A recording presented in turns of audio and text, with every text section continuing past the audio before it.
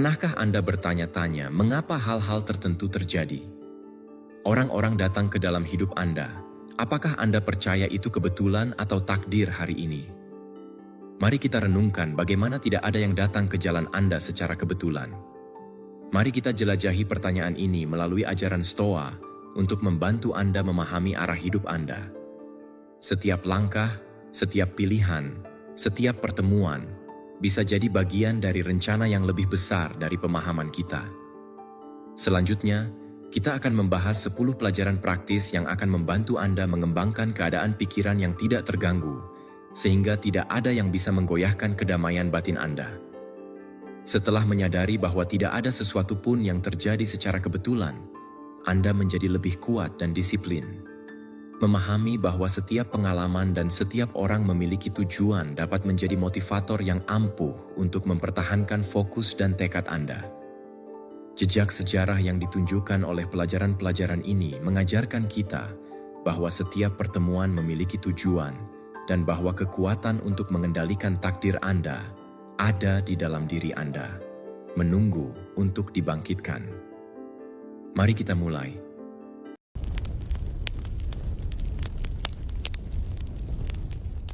Pernahkah pada suatu hari di antara jutaan orang, Anda bertemu dengan seseorang yang mengubah arah hidup Anda? Apakah ini kebetulan atau apakah semuanya sudah ditakdirkan sejak awal?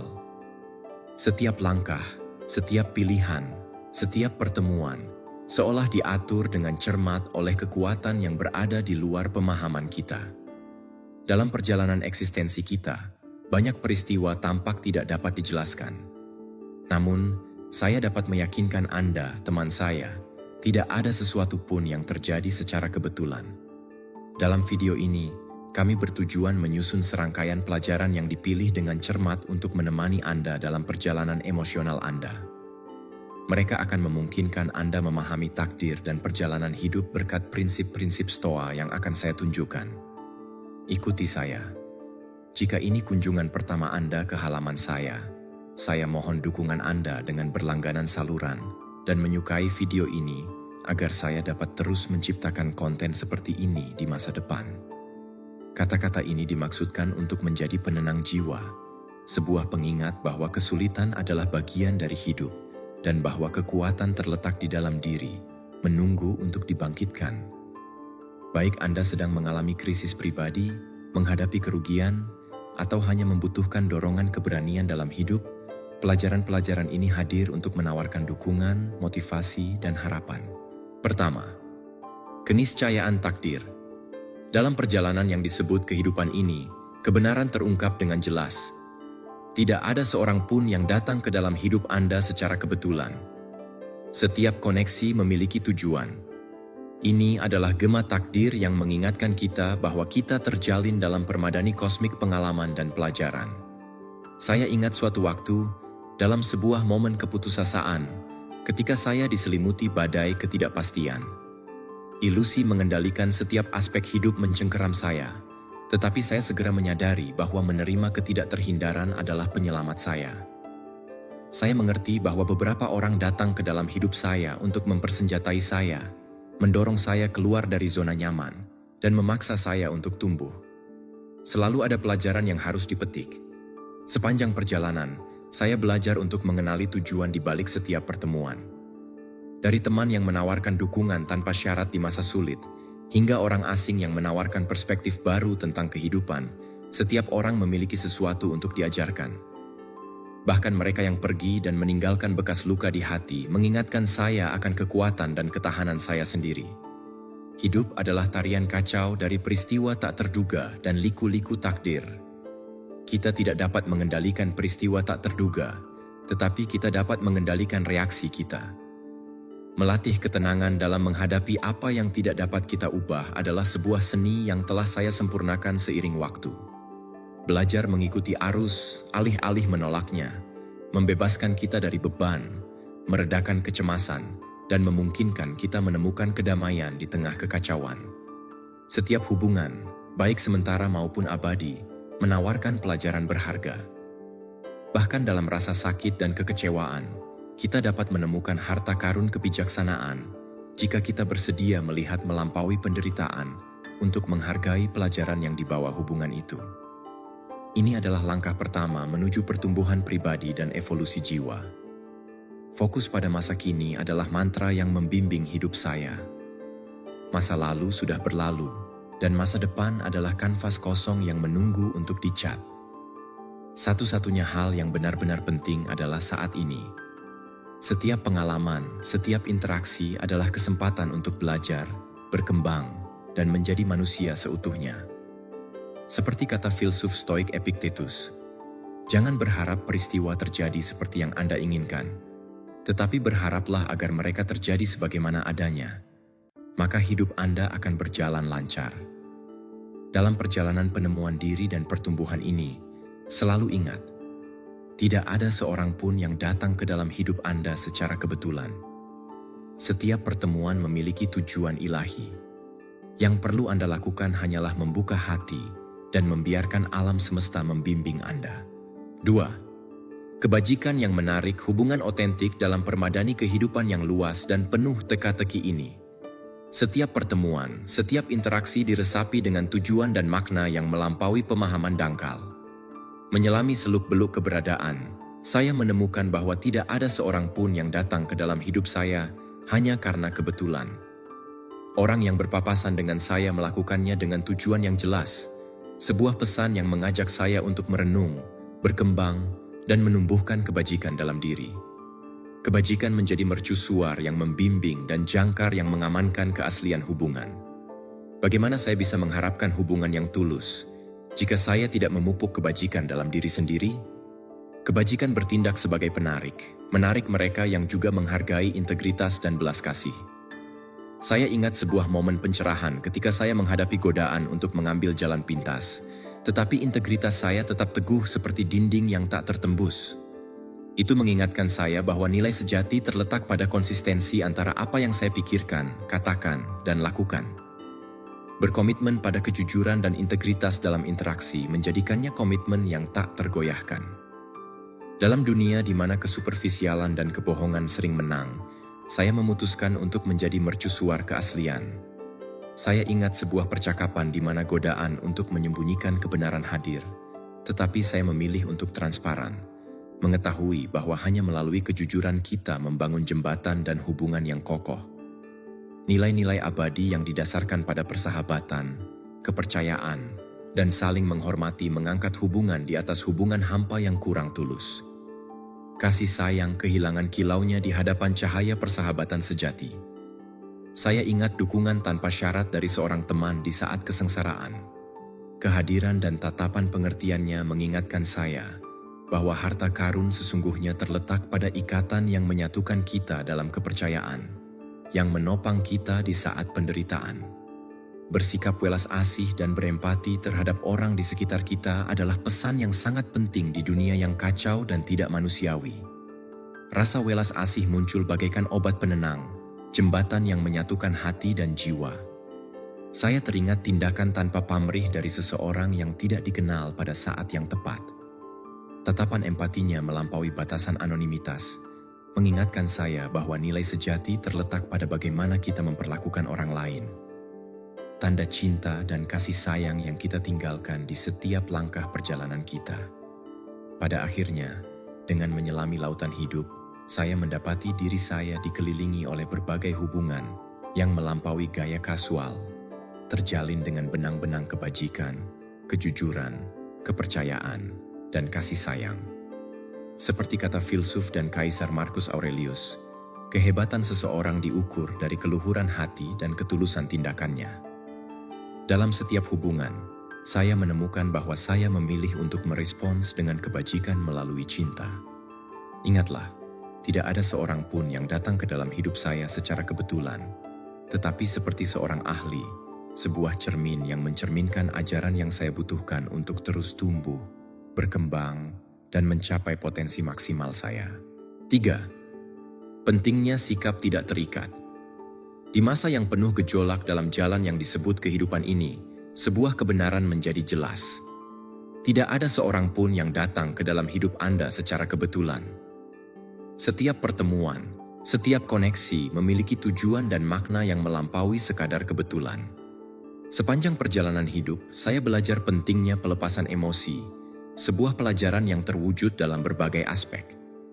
Praktik pelepasan emosi seperti belajar melepaskan balon helium dan menyaksikannya menjulang ke langit tak terbatas.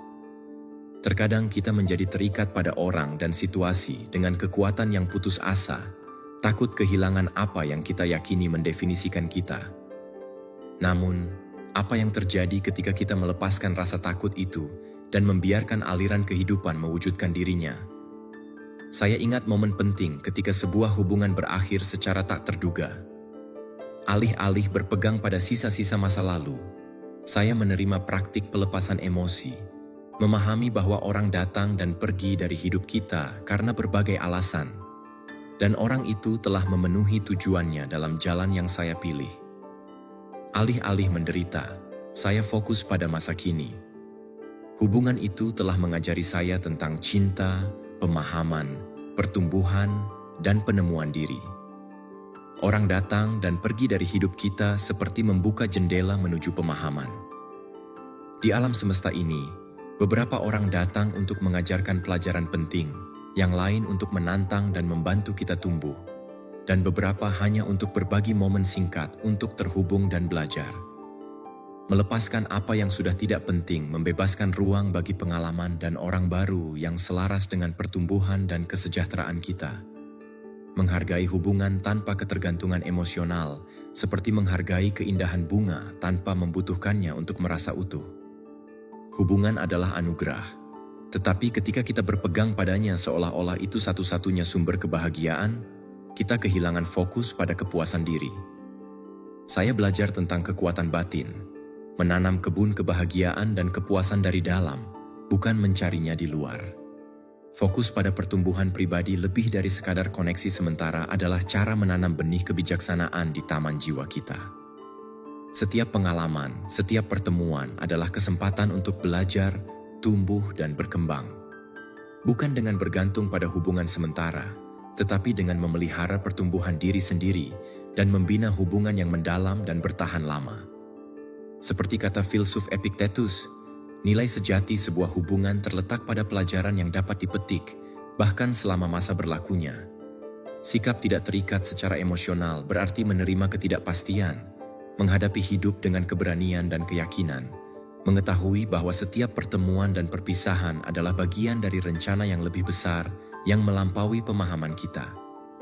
Tidak ada seorang pun yang datang ke hidup Anda karena kebetulan. Setiap pengalaman adalah sehelai benang dalam permadani kehidupan Anda, terjalin dengan cinta dan tujuan.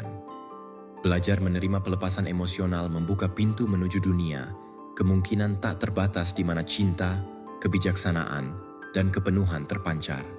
4. Kekuatan tekad. Mereka mengatakan bahwa setiap pertemuan dan pengalaman dimaksudkan untuk mengajarkan kita sesuatu, meninggalkan jejak tak terhapuskan pada jiwa. Saya belajar bahwa tidak ada seorang pun yang mencapai hidup Anda hanya karena kebetulan.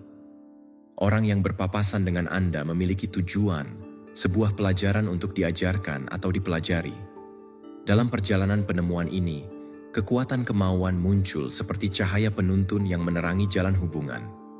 Mengembangkan kemauan untuk mengatasi tantangan dalam hubungan adalah cara memperkuat otot hati. Saya ingat momen ketika saya bertemu Maria. Tawanya bagaikan matahari di hari hujan, menerangi dunia saya. Namun, dia juga membawa badai tantangan yang menguji tekad saya. Ketika jarak mengancam memisahkan kami, saya tidak menyerah. Setiap rintangan memperkuat tekad saya untuk menjaga hubungan, tetap teguh pada prinsip dan nilai-nilai yang mendasar dalam membangun hubungan autentik. Saya ingat sebuah kesempatan ketika saya menghadapi persimpangan antara apa yang diinginkan dan apa yang saya yakini benar. Prinsip-prinsip saya bertindak sebagai jangkar, tetap teguh di tengah badai emosional. Meskipun jalannya sulit, saya tidak menyerah. Saya tahu bahwa mengkompromikan nilai-nilai saya berarti mengkompromikan esensi diri. Tidak menyerah pada tekanan eksternal adalah tantangan konstan di dunia yang penuh opini dan ekspektasi. Saya ingat suara gaduh ketika Juan, seorang teman, mencoba mempengaruhi saya dalam hal percintaan. Nasihatnya seperti angin kencang yang mencoba menjauhkan saya, namun saya tetap teguh, mendengarkan suara batin di atas hiruk-pikuk dunia luar. Hubungan saya adalah milik saya untuk dibentuk, dan saya tidak akan mengizinkan orang lain mendefinisikannya. Menghadapi konflik dengan keteguhan hati adalah sebuah seni.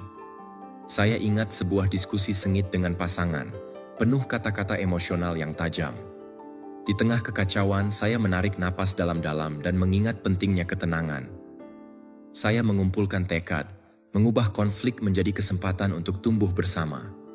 Pada akhirnya, kita muncul lebih kuat, disatukan oleh ikatan tekad bersama untuk mencari solusi konstruktif. Ketekunan adalah landasan segalanya. Saya ingat ketika saya menghadapi rintangan yang tampaknya tak teratasi dalam persahabatan dengan Pablo.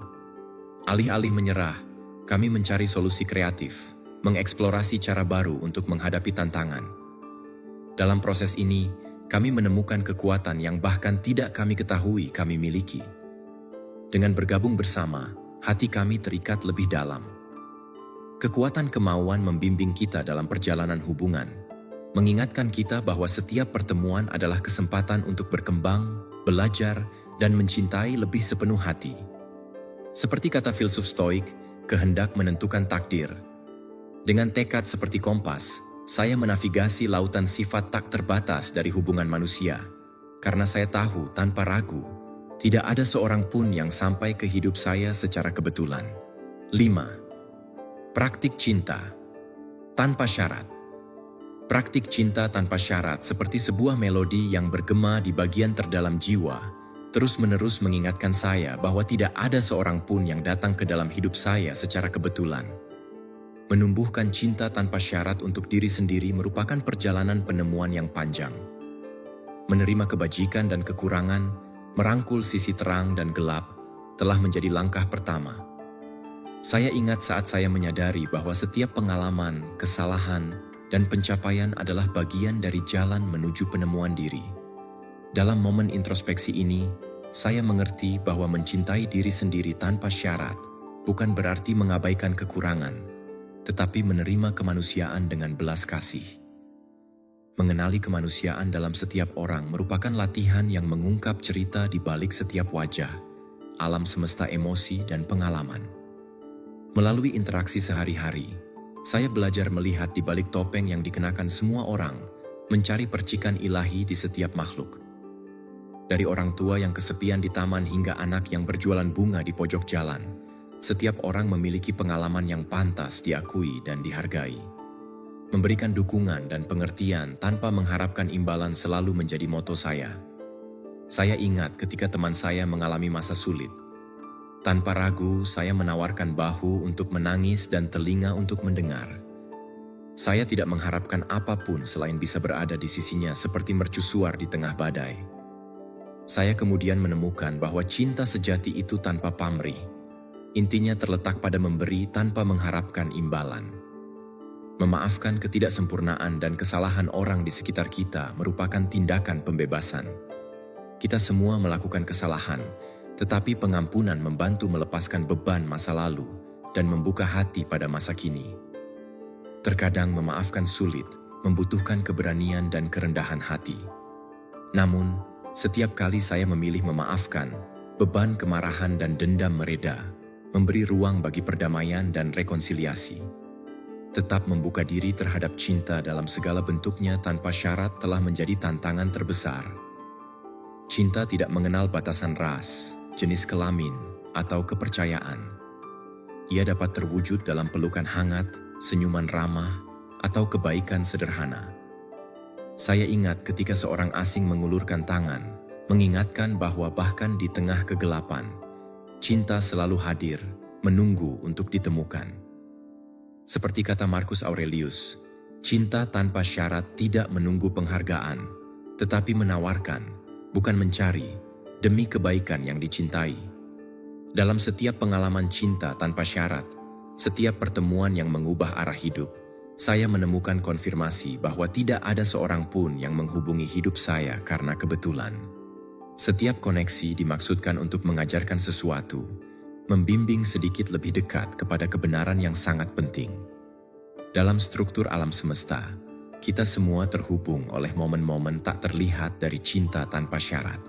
6. Kebijaksanaan untuk menerima apa yang tidak bisa kita ubah.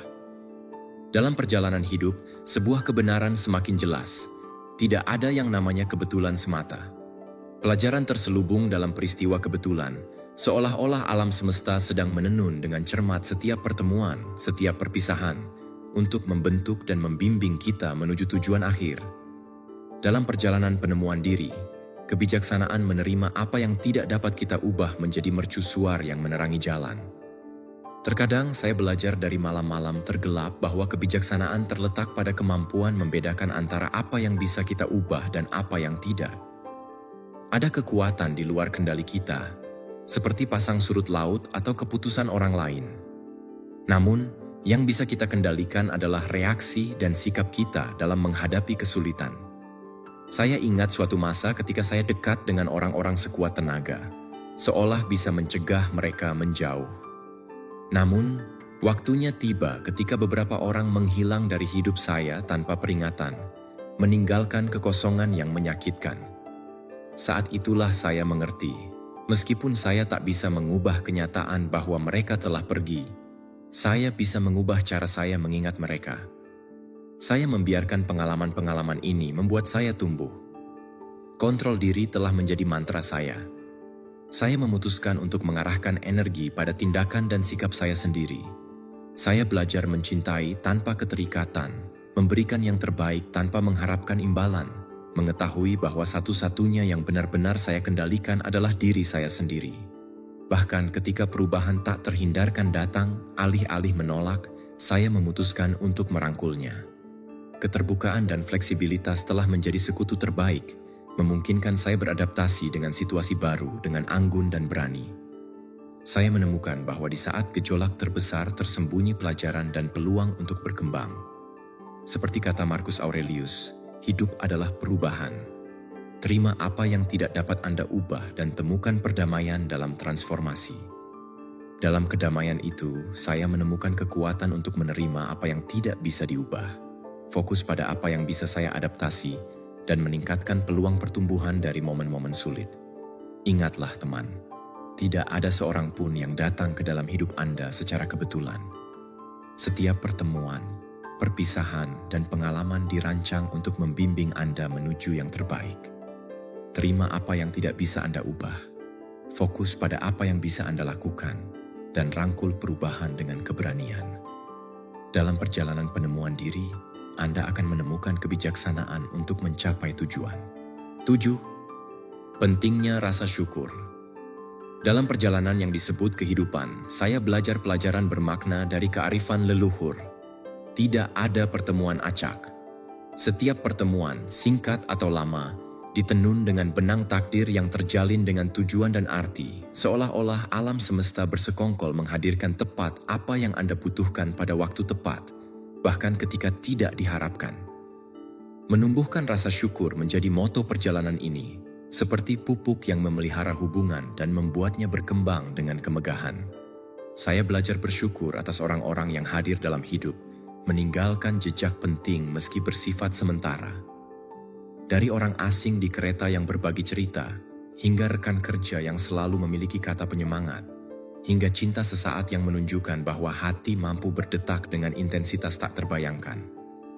Menyadari nilai setiap pengalaman, bahkan yang menyakitkan, menjadi latihan introspeksi. Bagaimana mungkin tidak bersyukur atas hubungan yang meninggalkan bekas luka di jiwa, tetapi mengajarkan pelajaran yang tak akan didapatkan. Mereka seperti bintang jatuh yang melintasi langit malam, menerangi jalan meski hanya sesaat, mengingatkan bahwa kesulitan adalah batu asah untuk mengasah semangat. Pelajaran yang dipetik menjadi harta tak ternilai. Setiap kekecewaan dan tantangan berubah menjadi anak tangga menuju pertumbuhan pribadi. Terima kasih atas air mata yang ditumpahkan, pesta di tengah malam gelap jiwa. Karena di dalamnya saya menemukan kekuatan untuk membangun kembali dan menemukan jati diri baru, terlahir kembali seperti feniks dari abu. Menjaga sikap positif terhadap masa depan menjadi mantra, cahaya penuntun di tengah badai. Percaya bahwa yang terbaik akan datang lebih dari sekadar kepercayaan. itu kepastian yang berakar dalam. Setiap fajar membawa janji peluang baru, pertemuan baru, kisah baru untuk diceritakan. Di setiap halaman kosong, saya menemukan inspirasi untuk terus maju. Percaya pada kekuatan transformatif cinta dan rasa syukur. Mengekspresikan rasa terima kasih kepada orang terkasih menjadikan tindakan cinta itu sendiri. Bersyukur kepada mereka yang ada di sisi saya, baik di saat senang maupun susah, berbagi tawa dan air mata, mimpi dan frustrasi. Setiap kata penyemangat, setiap ungkapan kasih sayang adalah pengingat bahwa harta sejati dalam hidup terletak pada hubungan antar manusia, ikatan yang menyatukan kita. Seperti kata ajaran kuno, rasa syukur adalah kunci yang membuka pintu kebahagiaan. Dalam rasa syukur, saya menemukan kunci untuk mengubah persepsi hidup, melihat keindahan di tengah kesulitan, menemukan cahaya dalam kegelapan. Karena pada akhirnya, hidup adalah hadiah berharga yang pantas dirayakan dalam segala kemegahannya, dengan hati penuh syukur dan pikiran terbuka pada kemungkinan tak terbatas yang menanti di hari esok. 8. Kesabaran adalah kunci. Setiap orang yang melintasi jalan Anda, baik sementara maupun abadi, membawa serta tujuan, pelajaran, atau berkah yang memperkaya hidup Anda. Perjalanan menumbuhkan rasa syukur menjadi alat penting untuk sepenuhnya merangkul perkembangan kehidupan, mengenali keindahan dalam keberagaman koneksi yang kita tenun, dari mereka yang menemani sesaat hingga mereka yang berakar di jiwa. Saya ingat suatu hari cerah ketika saya mengenal seorang lelaki tua di taman. Raut wajahnya mencerminkan kebijaksanaan yang terukir bertahun-tahun. Kata-katanya bergema di hati, meski pertemuan kita hanya sekilas. Nasihatnya tetap dalam ingatan, bagaikan mercusuar di tengah kegelapan. Dia tidak hadir secara kebetulan. Kehadirannya adalah anugerah takdir untuk mengingatkan pentingnya menghargai setiap momen dan interaksi, betapapun singkat. Bahkan pengalaman menyakitkan memiliki tempat dalam permadani kehidupan. Meski saat ini tampak seperti ujian sulit, seiring waktu kita akan memahami nilai transformatifnya. Seperti badai yang menyapu bersih lanskap untuk memberi jalan bagi langit cerah. Masa-masa sulit memperkuat dan mengajarkan pelajaran yang tak akan dipelajari. Saya ingat sebuah hubungan yang berakhir, meninggalkan rasa sakit mendalam. Untuk waktu lama, saya berpegang pada penderitaan, tak mampu melihat melampaui kehilangan. Namun seiring waktu, pengalaman ini menjadi mercusuar kebijaksanaan yang menerangi jalan. Saya belajar menghargai kekuatan sendiri, mengenali batasan, dan membuka diri pada kemungkinan baru. Dalam setiap koneksi, singkat atau lama, ada pelajaran menunggu ditemukan. Rasa syukur mengajak kita merenungkan setiap pengalaman dengan kagum dan syukur, mengakui nilai melekat pada setiap momen. Seperti kata Marcus Aurelius, saat Anda bangun di pagi hari, pikirkan hak istimewa berharga untuk hidup, bernapas, berpikir, menikmati, dan mencintai. Mempertahankan sikap positif terhadap masa depan menjadi kekuatan pendorong ampuh. Percaya bahwa yang terbaik akan datang memungkinkan Anda mengatasi tantangan dengan ketahanan dan harapan. Setiap koneksi baru, setiap bab baru dalam sejarah memberi kesempatan untuk tumbuh, belajar, dan mencintai lebih banyak lagi. Mengekspresikan rasa syukur kepada orang terkasih menjadi tindakan cinta dan apresiasi. Dalam setiap gerak tubuh dan kata, kita dapat menabur benih rasa syukur yang tumbuh subur di hati yang penuh syukur. Karena pada akhirnya, rasa syarat adalah ikatan yang mempererat, menyatukan hati dalam pelukan cinta dan ikatan abadi. Dalam perjalanan ini, setiap pertemuan, setiap hubungan adalah hadiah yang mengajak kita untuk tumbuh, belajar, dan mencintai lebih sepenuh hati. Tidak ada seorang pun yang mendekati kemampuan Anda secara kebetulan. Setiap orang yang berpapasan melakukannya dengan tujuan ilahi yang melampaui waktu dan ruang. Bukalah hati, pupuk rasa syukur, dan biarkan cinta membimbing setiap langkah di jalan Anda. 9. Kebijaksanaan belajar dari hubungan masa lalu. Bukan kebetulan, teman. Dalam permadani kehidupan yang luas, setiap helai benang terjalin dengan cermat. Pertemuan ini ditakdirkan untuk mengajarkan sesuatu yang berharga, seolah alam semesta bersekongkol mendukung pertemuan yang tampak acak, tetapi sesungguhnya adalah untaian kebijaksanaan yang terjalin dalam alat tenun takdir. Izinkan saya membawa Anda dalam perjalanan menelusuri pelajaran yang saya peroleh dari hubungan masa lalu. Sebuah perjalanan yang mengarah pada pemahaman bahwa tidak ada seorang pun yang sampai ke hidup saya secara kebetulan. Dari bagian terdalam keberadaan saya, setiap interaksi dan koneksi yang melintas di jalan menggali butir-butir kebijaksanaan yang sekarang saya bawa sebagai harta. Hubungan masa lalu seperti buku teks kehidupan, penuh pelajaran menunggu diuraikan. Saya ingat sebuah hubungan di mana saya mengantarkan tanpa ragu, hanya untuk terluka parah. Namun pengalaman ini melahirkan kebijaksanaan. Saya belajar menetapkan batasan yang jelas untuk melindungi hati tanpa sepenuhnya menutupnya. Saya mengalami momen ketika rasa tidak percaya diri membuat saya bertindak dengan cara tertentu, atau ketika saya mengizinkan rasa takut mendikte keputusan, bukan cinta diri. Menyadari pola-pola ini memberi saya kekuatan untuk mengubahnya, melepaskan rantai yang pernah mengikat saya dalam siklus merusak. Sekarang saya waspada pada peringatan halus yang sebelumnya tidak diperhatikan. Detail-detail kecil itu sekarang berbicara lantang dan jelas, membimbing menjauh dari situasi beracun dan menuju cahaya hubungan autentik dan penuh perhatian. Pengembangan diri adalah harta tersembunyi di jantung setiap pengalaman. Setiap kekecewaan, momen sukacita, dan air mata yang tertumpah berkontribusi pada perkembangan saya sebagai manusia. Masing-masing membentuk pribadi yang saya jadi hari ini. Seperti kata Seneca, tidak ada angin yang menguntungkan bagi perahu yang tidak tahu kemana akan pergi. Kini, dipersenjatai dengan kebijaksanaan dari hubungan tahun-tahun terakhir, saya menavigasi dengan tekad kuat menuju masa depan dengan hubungan yang lebih sehat dan penuh. Saya bukan lagi korban nasib buruk, tetapi arsitek takdir saya sendiri. Ingat teman, tidak ada seorang pun yang pernah datang ke dalam hidup Anda secara kebetulan. Setiap pertemuan adalah pelajaran. Setiap hubungan adalah kesempatan untuk berkembang. Rangkul setiap pengalaman dengan rasa syukur dan kebijaksanaan.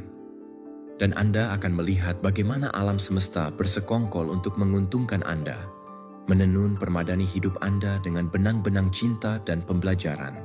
10. Pentingnya pengendalian diri.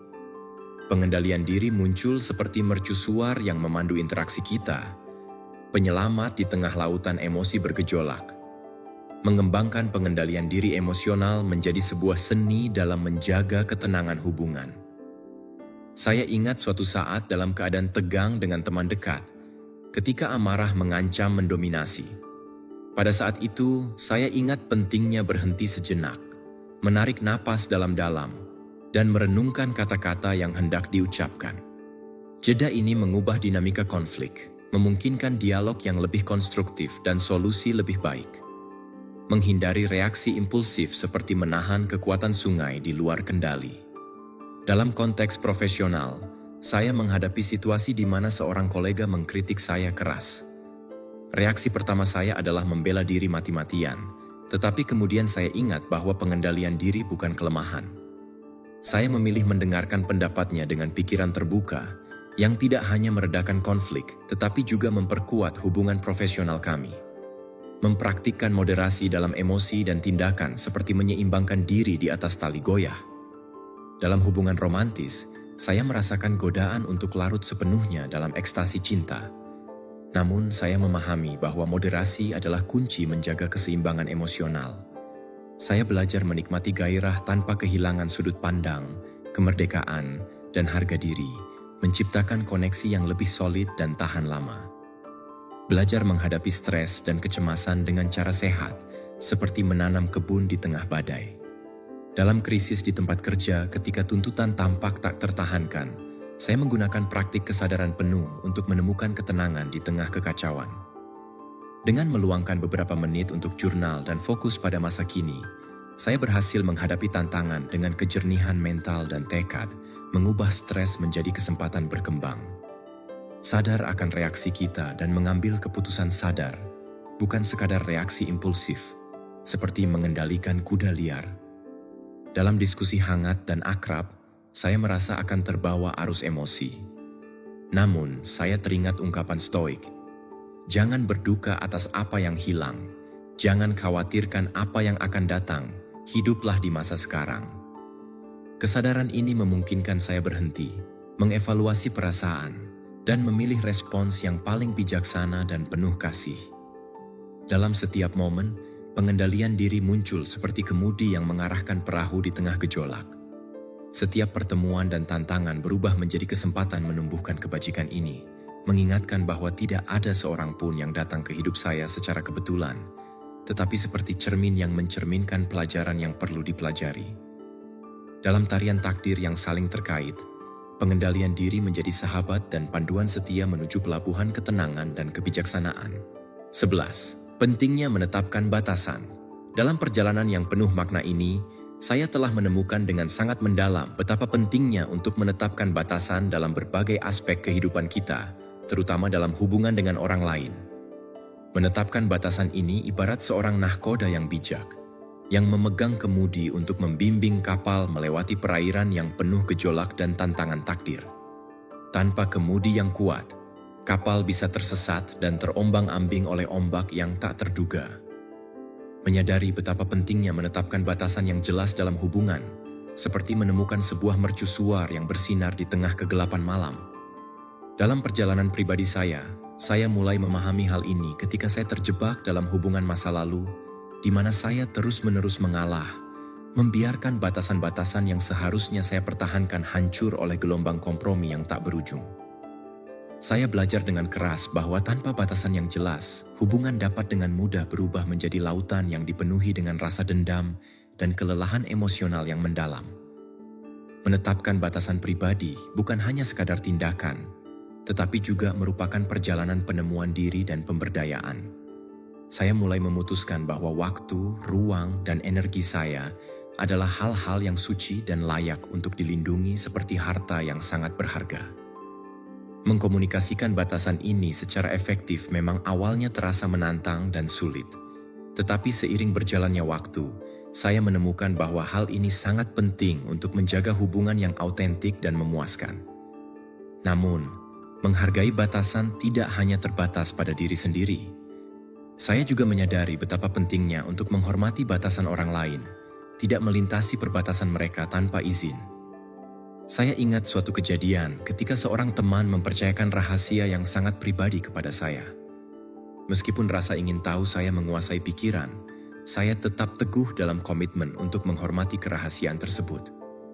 Ini adalah bentuk penghormatan yang tidak hanya memperkuat persahabatan kami, tetapi juga membangun jembatan kepercayaan yang kokoh antara kami. Membela batasan yang telah saya tetapkan bisa menjadi tantangan yang cukup besar, terutama ketika menghadapi penolakan dari orang lain. Namun, saya akhirnya memahami bahwa kesejahteraan emosional saya adalah sesuatu yang sangat berharga. Ada kalanya saya harus menjauh dari orang-orang yang tidak mau menghormati batasan yang telah saya buat. Meski langkah ini terasa menyakitkan, saya belajar tentang kebebasan yang datang dari pemahaman bahwa saya tidak dapat mengendalikan tindakan orang lain, tetapi saya bisa mengendalikan bagaimana saya merespons dan melindungi ruang sakral saya sendiri. Menetapkan batasan yang sehat adalah hal yang sangat penting untuk menjaga hubungan yang seimbang dan penuh rasa hormat. Seperti yang pernah diungkapkan oleh Marcus Aurelius, harga diri adalah landasan utama dari segala kebajikan. Dalam permadani kehidupan yang luas ini, setiap untayan hubungan terjalin dengan penuh perhatian dan tujuan. Dengan membangun batasan yang jelas dan tegas, saya dapat menjaga keseimbangan dan keharmonisan dalam hubungan yang lebih dari sekadar kebetulan, tetapi menjadi takdir yang saling dibagikan dan dihargai. 12. Empati. Dalam luasnya kehidupan yang penuh dengan liku-liku, terdapat sebuah benang tak terlihat yang menjalin kita semua, mengingatkan kita akan satu kebenaran penting.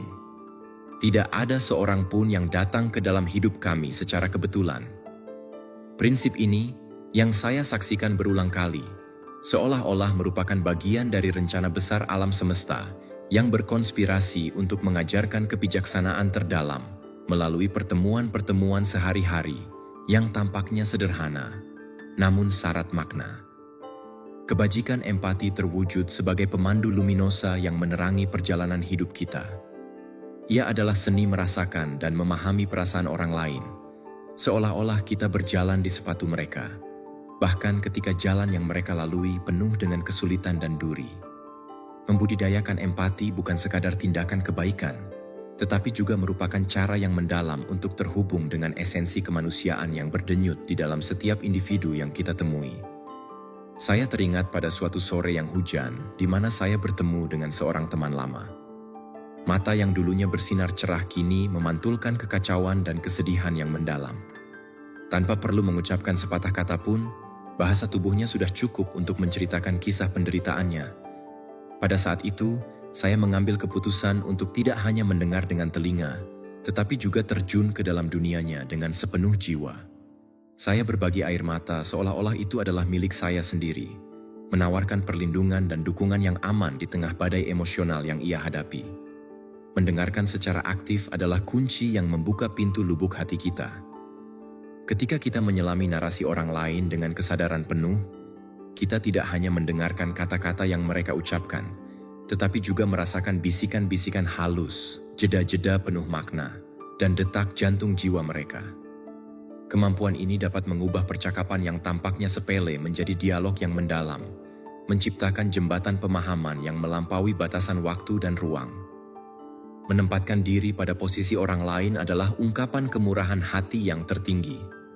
Di dunia yang sering terobsesi dengan kepentingan diri sendiri, saya memilih untuk melihat dunia dari sudut pandang orang lain, sebuah tindakan yang bisa dianggap revolusioner.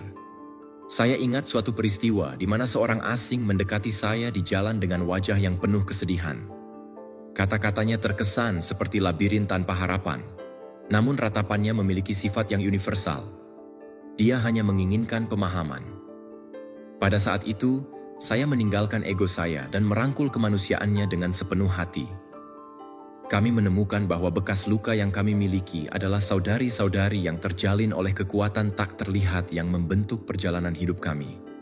Memberikan dukungan emosional kepada orang lain seperti membangun jembatan di atas air di tengah masa-masa sulit. Jiwa kita merindukan tempat berlindung di tengah badai, uluran tangan yang mendukung ketika kita merasa tenggelam dalam kesedihan. Seorang teman dekat saya mengalami kehilangan yang sangat menghancurkan.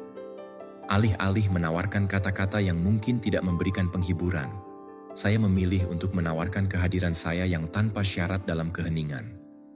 Kami menemukan ketenangan dalam berbagi kesederhanaan keberadaan, mengingatkan satu sama lain bahwa kita tidak pernah sendirian dalam penderitaan yang kita alami.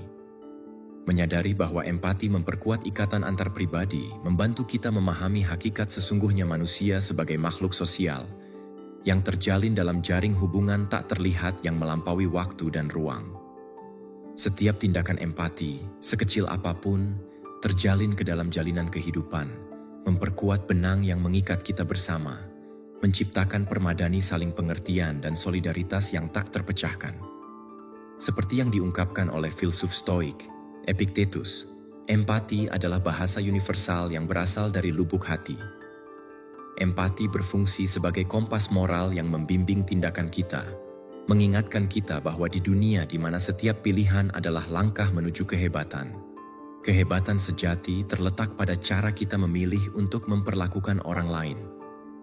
Jangan pernah lupa, teman, bahwa setiap pertemuan dan setiap hubungan yang kita jalani diliputi oleh tujuan yang lebih besar.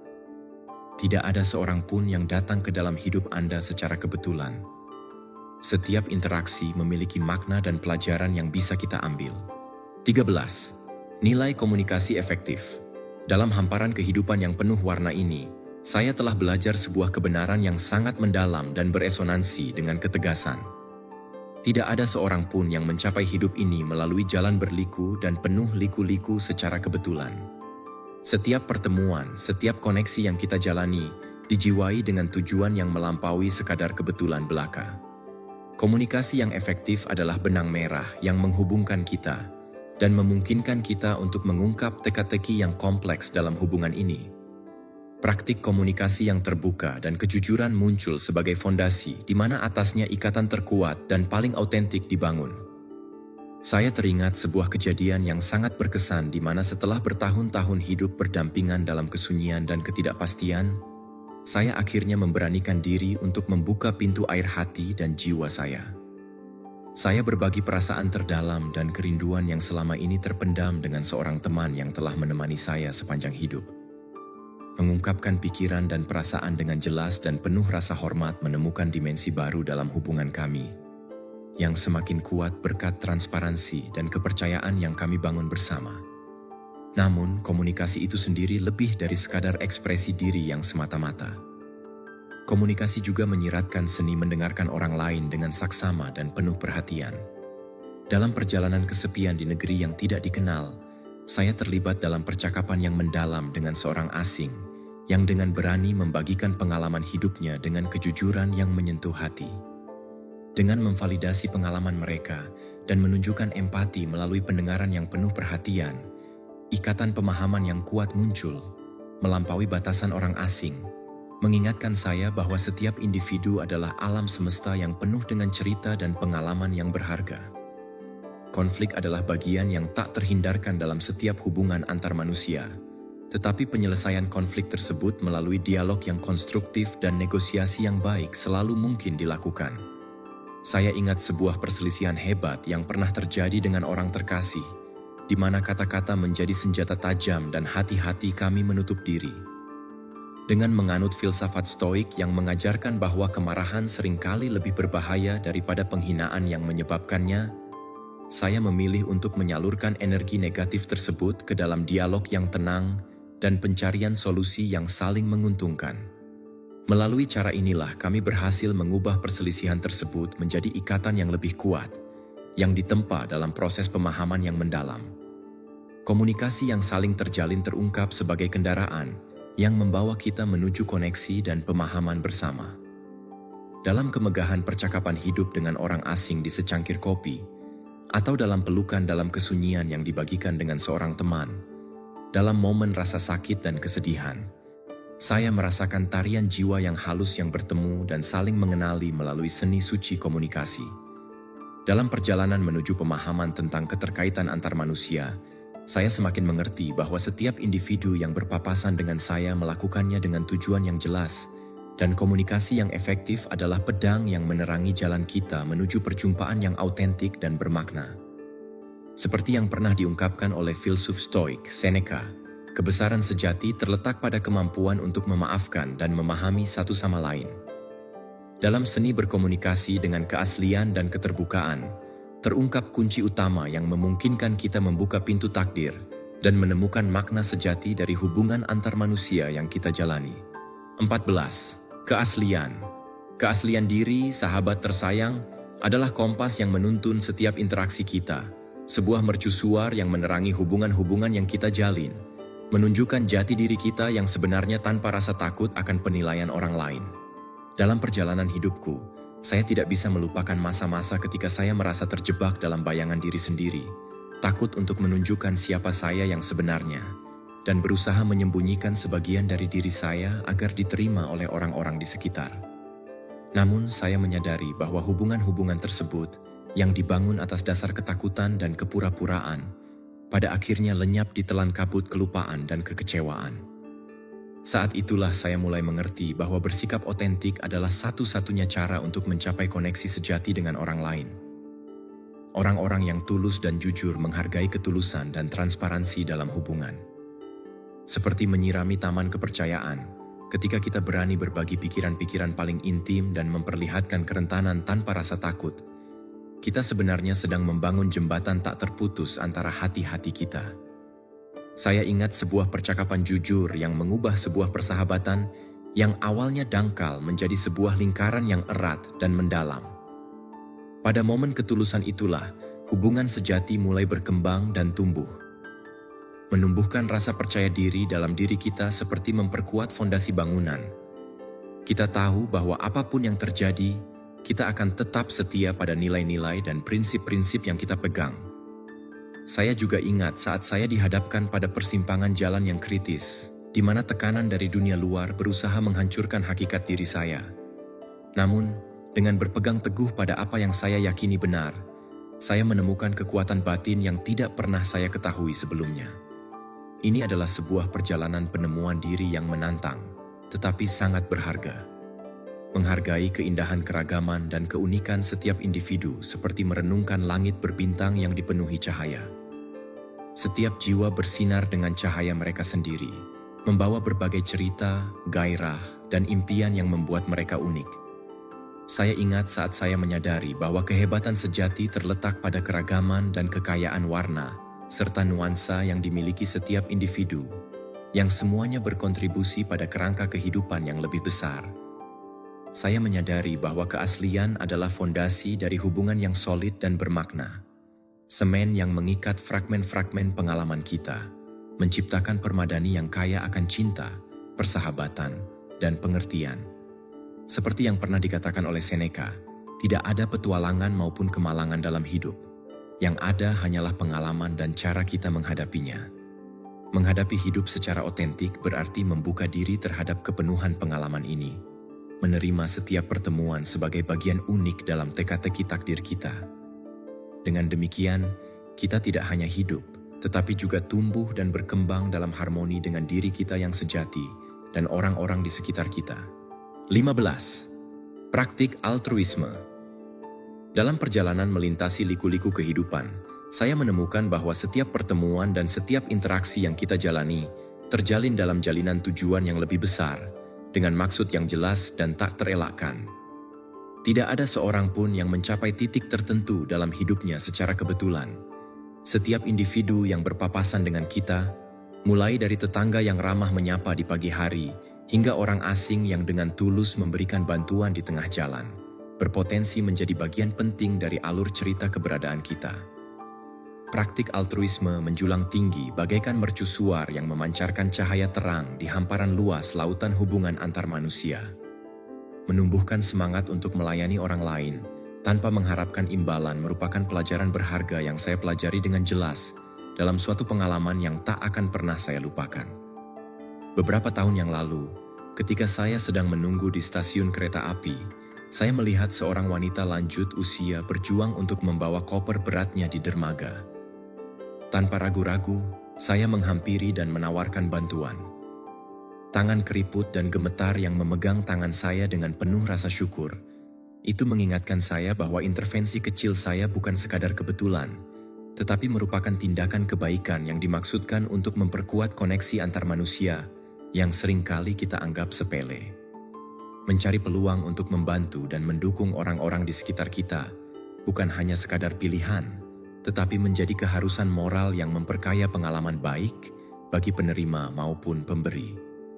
Saya teringat akan suatu peristiwa di mana, setelah menyaksikan seorang rekan kerja kesulitan dengan tugas berat yang dihadapinya, saya memutuskan untuk menawarkan bantuan tanpa ragu. Kilauan rasa syukur di matanya tidak hanya memberi saya kepuasan pribadi, tetapi juga memperkuat ikatan tim kami, mengingatkan kita akan pentingnya kolaborasi dan dukungan timbal balik dalam mencapai tujuan bersama. Dalam perjalanan hidup yang penuh liku ini, berkontribusi pada kesejahteraan masyarakat dan komunitas secara umum menjadi tugas suci yang harus kita emban. Tanggung jawab untuk berbagi kebaikan melampaui batas-batas individu, menjauhkan kita dari sifat egois yang seringkali menguasai, dan mengajak kita untuk memikirkan kebaikan bersama.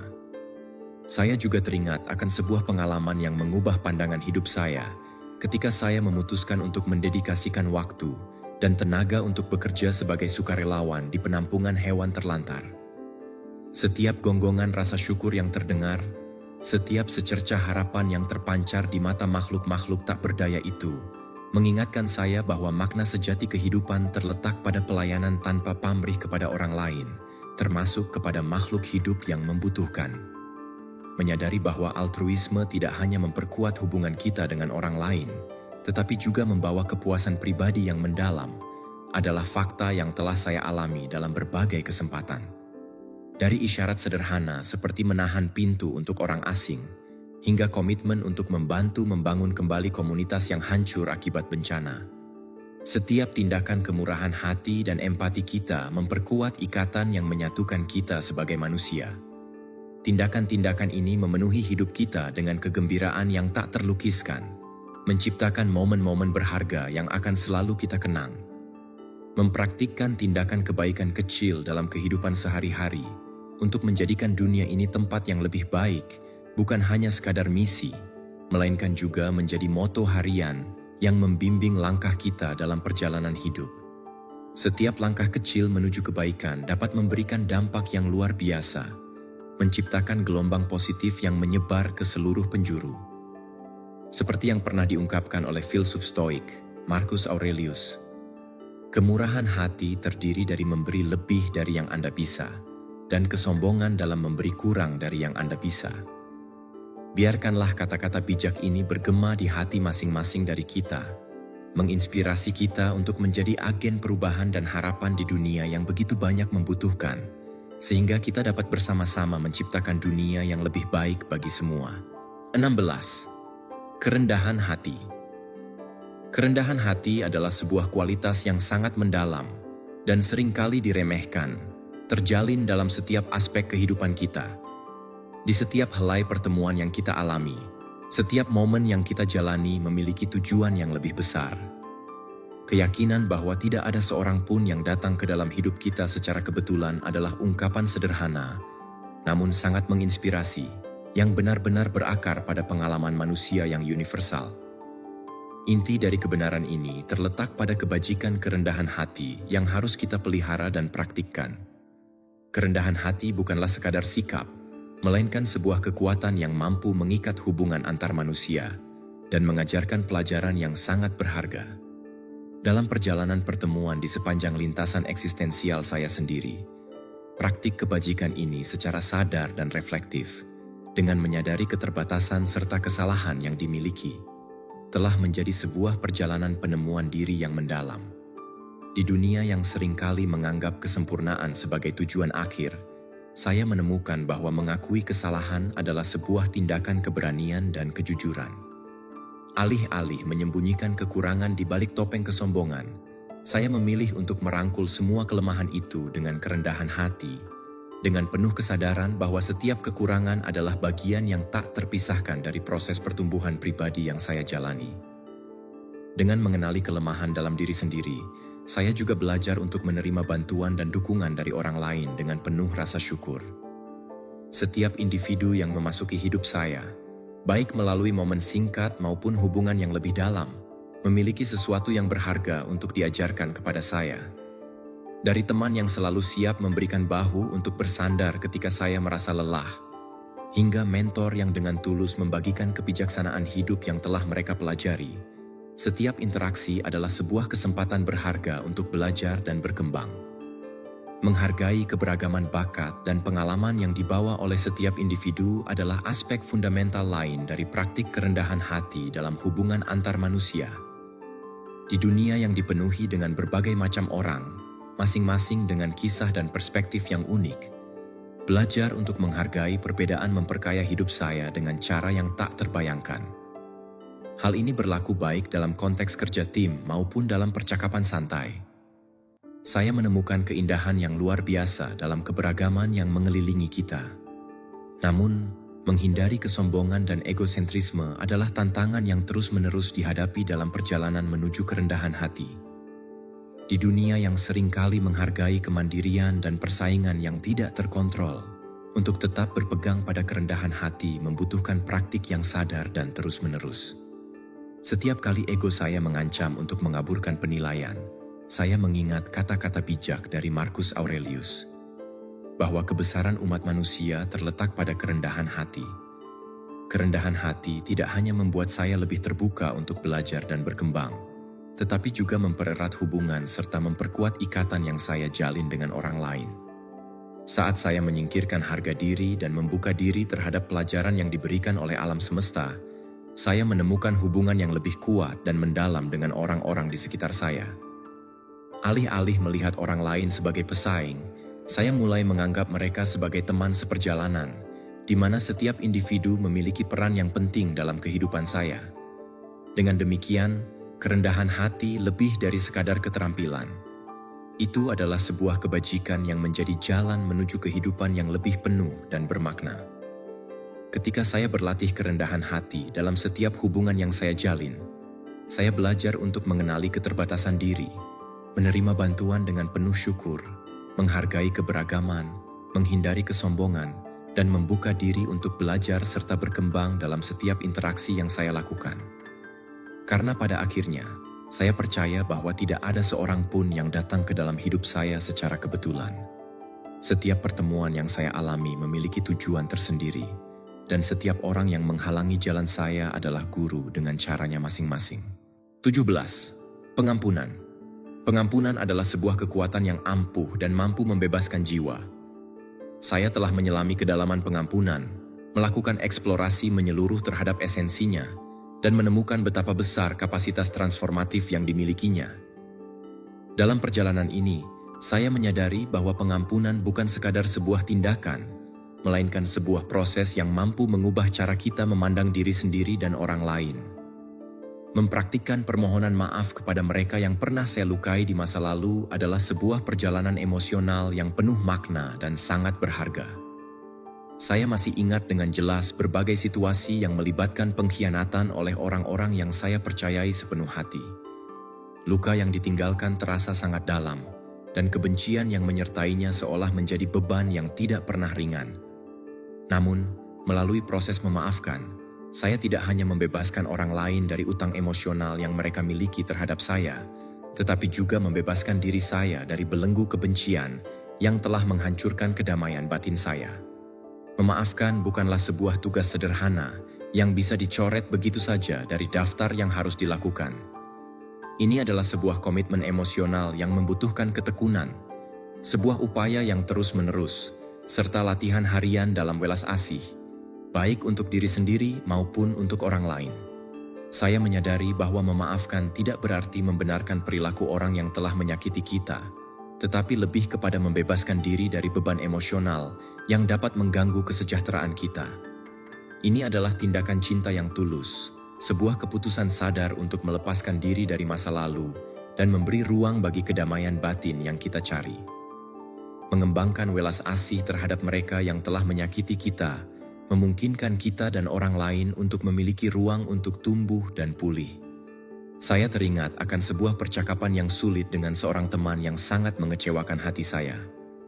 Alih-alih terjebak dalam dendam yang hanya akan menyakiti diri sendiri, saya memilih untuk mempraktikkan welas asih dan mencoba memahami sudut pandang mereka. Dengan cara ini, kita tidak hanya memperkuat hubungan yang mungkin telah retak, tetapi juga memelihara kedamaian batin kita sendiri. Menghargai kedamaian batin sangatlah penting dalam perjalanan kita menuju pengampunan. Seperti yang diungkapkan oleh filsuf Stoik Marcus Aurelius, kebesaran sejati terletak pada kemampuan kita untuk memaafkan mereka yang mungkin tidak pantas mendapatkan pengampunan. Dengan memaafkan, kita mengakui bahwa meskipun kita tidak dapat mengubah masa lalu, kita memiliki kekuatan untuk mempengaruhi bagaimana masa lalu tersebut berpengaruh terhadap kehidupan kita saat ini. Ini adalah sebuah tindakan pemberdayaan, sebuah penegasan bahwa kita memiliki pilihan untuk memilih perdamaian daripada kebencian, menggantikan kepahitan dengan belas kasih yang tulus. Tidak ada seorang pun yang datang ke dalam hidup kita tanpa alasan. Setiap pertemuan, setiap pengalaman, memberikan kesempatan bagi kita untuk berlatih dalam pengampunan, membebaskan diri dari dendam dan kepahitan, serta menumbuhkan welas asih yang mendalam. Kita juga dapat menghargai kedamaian batin yang muncul dari tindakan melepaskan masa lalu yang mungkin telah mengikat kita selama ini. Oleh karena itu, lanjutkan perjalanan hidup ini. Beranilah untuk memaafkan dan bebaskan diri Anda dari segala beban yang tidak perlu. Kedamaian batin Anda akan berterima kasih atas keputusan yang bijak ini. Ketika kita memilih untuk hidup dalam pengampunan, kita membuka diri untuk pengalaman hidup yang lebih penuh makna dan kebahagiaan yang hakiki. 18. Komitmen. Meskipun terkadang tampak bahwa jalan-jalan yang berpapasan hanya terjadi secara kebetulan, di balik setiap pertemuan yang kita alami, selalu ada alasan yang mendasarinya, pelajaran yang ingin disampaikan, atau komitmen yang harus dipenuhi. Mengakui pentingnya komitmen berarti menerima bahwa setiap hubungan yang kita jalin, baik itu persahabatan, kasih sayang, atau hubungan profesional, bukanlah sekadar keinginan sesaat yang muncul begitu saja, melainkan sebuah takdir yang telah ditentukan, sebuah kesempatan untuk tumbuh, belajar, dan berbagi pengalaman.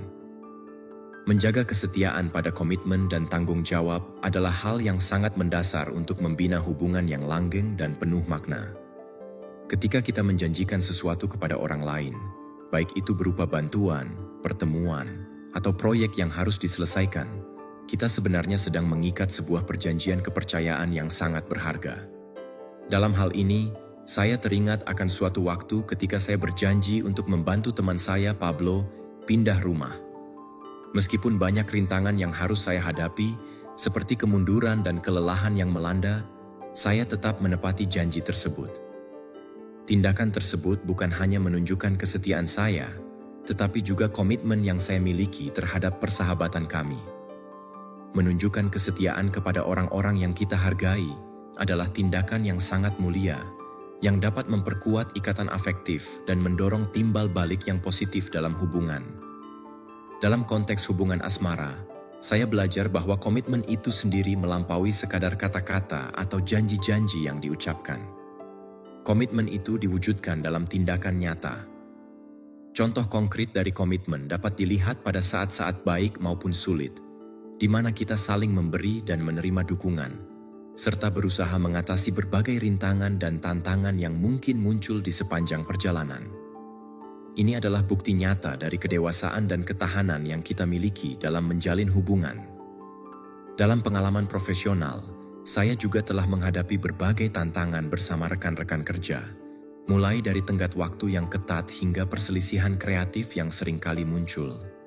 Setiap rintangan yang kami hadapi adalah kesempatan untuk menunjukkan komitmen kami terhadap proyek yang sedang dikerjakan dan tim yang kami bangun. Bersama-sama, kami berhasil mengatasi setiap kesulitan yang ada, yang pada gilirannya memperkuat rasa persatuan dan kepercayaan timbal balik di antara kami. Menghargai stabilitas dan keamanan yang diberikan oleh komitmen bersama dalam membangun hubungan adalah sebuah pengakuan akan kekuatan transformatif dari cinta, persahabatan, dan kolaborasi. Seperti yang pernah dinyatakan oleh Seneca, bukan berarti kita memiliki waktu yang sedikit, tetapi lebih kepada bagaimana kita seringkali mengabaikan banyak hal yang seharusnya kita hargai.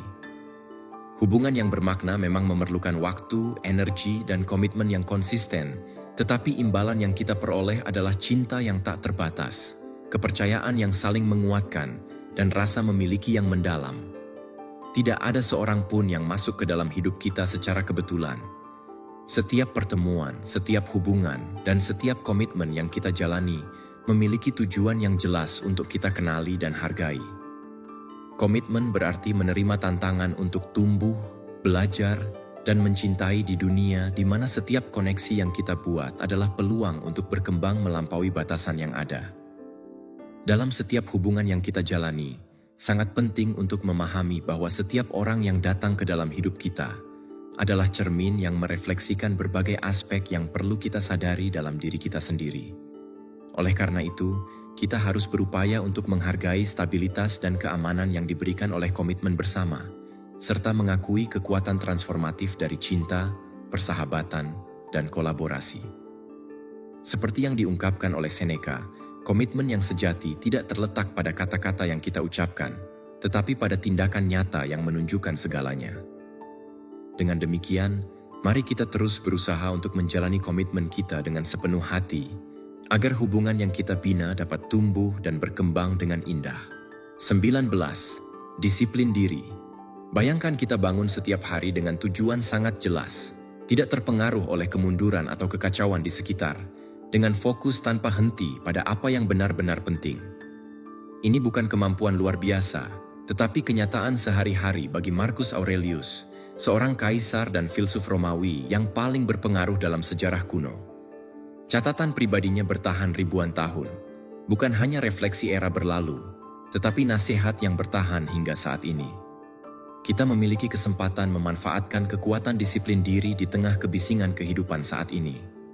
Dalam video ini, kami menyatukan serangkaian pelajaran yang akan membantu Anda menumbuhkan keadaan tidak terganggu, memastikan tidak ada yang bisa menggoyahkan kedamaian batin Anda. Tetaplah sampai akhir karena kita akan berbagi frasa dan rencana mereka sebelum siapapun menghadapi kesulitan. Jika ini pertama kalinya Anda di sini, saya meminta Anda berlangganan saluran ini dan meninggalkan komentar. Jika Anda menyukai ini, agar saya bisa melanjutkan menghadirkan lebih banyak konten seperti ini. Pelajaran-pelajaran ini adalah pengingat bahwa kesulitan bersifat sementara dan kekuatan disiplin ada dalam diri, menunggu untuk dibangunkan. Sebelum kita mulai, saya punya tantangan untuk Anda. Hingga akhir, serap sepenuhnya hidup Anda. Mari kita mulai. Telusuri hidup dan tujuan harian Anda. Jelajahi prinsip bukan sebagai konsep abstrak tetapi sebagai alat praktis untuk hidup yang lebih disiplin dan memuaskan. Stoikisme mengajarkan kita cara mengubah kesulitan menjadi keuntungan, kekacauan menjadi ketenangan emosional, dan ketidakpastian hidup menjadi sumber kekuatan. Saat saya membedah Aurelius, kebahagiaan hidup Anda bergantung pada kualitas hidup Anda. Apakah Anda sedang berjuang mengatasi stres, mencari kedamaian batin, atau ingin meningkatkan produktivitas? Memahami cara hidup stoik menawarkan pengetahuan mendalam. Di dunia penuh gangguan dan imbalan instan, filsafat Stoa berdasarkan kebajikan, kebijaksanaan, keberanian, keadilan, dan kesederhanaan adalah satu-satunya kebajikan yang tidak dapat diserang. Aurelius berusaha tidak hanya menjalani hidup, tetapi berkembang di dalamnya, apapun yang terjadi. Jadi, jika Anda siap mengubah cara memandang dan menangani tantangan hidup, tetaplah tegar. Perhatikan baik-baik saat kita menjelajahi ajaran dahsyat Marcus Aurelius, dan bagaimana mereka dapat diterapkan untuk bercocok tanam kehidupan yang kuat dan disiplin saat ini. Mari kita memulai perjalanan melalui filsafat Stoa dan ajaran mendalam Marcus Aurelius. Di dalam hati dari filsafat, keyakinan bahwa disiplin dimulai ketika Anda menemukan tujuan hidup. Tetapi apa arti sebenarnya menemukan tujuan? Itu adalah menemukan apa yang benar-benar penting bagi Anda, apa yang mendorong Anda pada intinya, dan menyelaraskan tindakan sehari-hari dengan itu. Menyelam lebih dalam, seperti yang ditulis Marcus Aurelius, alam semesta mengubah hidup kita, pikiran kita yang membuatnya. Marcus Aurelius sering menulis tentang hidup selaras dengan alam. Dalam istilah Stoik, itu berarti memahami peran dalam skema lebih luas segala sesuatu dan bertindak selaras dengan kebajikan. Bagi Marcus Aurelius, tujuan bukan hanya cita-cita mulia, tetapi kompas praktis yang memandu setiap keputusan, dari sepele hingga penting.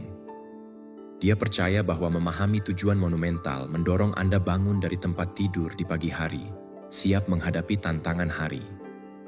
Ini tentang tetap teguh ketika godaan mengajak menyimpang, bukan tentang pencapaian besar atau pengakuan eksternal, tetapi tentang memenuhi tugas yang ditetapkan kehidupan, melaksanakan setiap tugas dengan komitmen dan integritas. Dalam konteks modern, menemukan tujuan hidup mungkin tampak sangat berat. Kita tinggal di dunia dipenuhi pilihan dan gangguan yang dapat menjauhkan dari jalan benar. Disinilah kebijaksanaan Stoa tidak hanya bermanfaat, tetapi sangat penting. Seperti kata Marcus Aurelius, dia yang mempunyai alasan untuk hidup dapat menahan hampir semua hal. Stoikisme mengajarkan kita melepaskan diri dari lapisan keinginan dangkal dan emosi sesaat untuk mengungkap apa yang sangat penting bagi kesejahteraan dan pertumbuhan kita. Itu mendorong kita bertanya apa yang benar-benar layak untuk waktu dan energi, dan bagaimana tindakan hari ini dapat berkontribusi untuk kebaikan lebih besar dan pengembangan pribadi. Dengan mengeksplorasi cara menerapkan prinsip ini dalam hidup, pikirkan tentang apa yang secara alami Anda tertarik, di mana Anda menemukan kepuasan mendalam, atau tantangan apa yang memotivasi Anda memecahkan. Ini adalah petunjuk tujuan. Setelah diidentifikasi, praktik stoik refleksi harian sangat berharga untuk terus menyelaraskan tindakan dengan tujuan. Dengan mengatakan tidak pada yang tidak bermanfaat dan menumbuhkan disiplin diri, kita menjalani hidup bermakna. Mari kita ambil ide Marcus Aurelius sebagai contoh mencolok dan gunakan setiap hari. Tanyakan pada diri sendiri setiap pagi, apa yang harus saya lakukan hari ini? Dan setiap malam, apakah saya hidup setia pada tujuan saya? Latihan ini tidak hanya membangun disiplin diri, tetapi juga mengubah hidup menjadi perjalanan lebih bermakna dan kesadaran. Ketika Marcus Aurelius menulis tentang disiplin diri, sebuah tema berulang dalam refleksinya adalah pentingnya mempercayai diri sendiri. Ini bukan hanya tentang swasembada, tetapi bagian integral filsafat yang menekankan tanggung jawab pribadi dan kemerdekaan. Jangan khawatir tentang masa depan. Hadapi masa kini, begitulah yang diajarkannya. Ini bukan tentang isolasi atau menolak bantuan, tetapi menyadari bahwa tanggung jawab utama dari tindakan, reaksi, dan pertumbuhan kita ada pada kita. Dalam Stoikisme, gagasan berfokus pada apa yang dalam kendali kita adalah kunci. Kita tidak memiliki kekuatan mengendalikan tantangan yang dihadirkan hidup, tetapi kita memiliki kekuatan mengendalikan bagaimana kita menghadapinya. Seperti nasihat Marcus Aurelius, jangan berharap peristiwa terjadi seperti yang Anda inginkan, tetapi berharaplah agar mereka terjadi sebagaimana adanya. Mengandalkan diri sendiri terhubung dengan ketahanan internal dan kekuatan kita. Prinsip ini mengajarkan kita percaya pada keterampilan untuk menavigasi ketidakpastian dan kesulitan hidup. Ini tentang membangun kepercayaan bukan melalui kesombongan, tetapi melalui kompetensi dan pemahaman mendalam kemampuan dan kebajikan kita. Kemandirian ini membebaskan tetapi juga menantang di dunia saling terhubung saat ini, di mana pendapat dan saran selalu ada di ujung jari. Namun, Stoikisme mengajarkan kita menyaring kebisingan dan percaya pada penilaian dan akal sehat. Kebahagiaan dan kebebasan dimulai dengan kejelasan memahami apa yang dalam kendali kita dan apa yang tidak. Seperti diingatkan Marcus Aurelius, dengan mengandalkan diri sendiri, kita mengembangkan otonomi dalam proses pengambilan keputusan. Hal ini memungkinkan kita membuat keputusan selaras dengan nilai dan prinsip, bukan dipengaruhi tekanan eksternal atau emosi sementara. Otonomi ini sangat penting untuk mempertahankan integritas pribadi dan menjalani hidup yang menjadi diri sendiri. Jadi, bagaimana kita bisa mulai percaya pada diri sendiri? Semuanya berawal dari langkah kecil, membuat komitmen dan memenuhinya, menetapkan tujuan pribadi dan berupaya mencapainya secara mandiri, meluangkan waktu merenung tentang keputusan dan keselarasan dengan nilai inti. Seiring waktu, praktik ini memperkuat disiplin diri, membuat kita lebih tangguh dan teguh menghadapi tantangan hidup. Marcus Aurelius secara konsisten menekankan kekuatan kegigihan dalam menampilkan diri, tidak hanya secara fisik tetapi juga spiritual. Saat ini, praktik ini bukan tentang upaya monumental dikerahkan sporadis, tetapi dedikasi tenang dan konsisten dalam mengerjakan tugas sehari-hari yang bersama-sama membentuk kehidupan disiplin.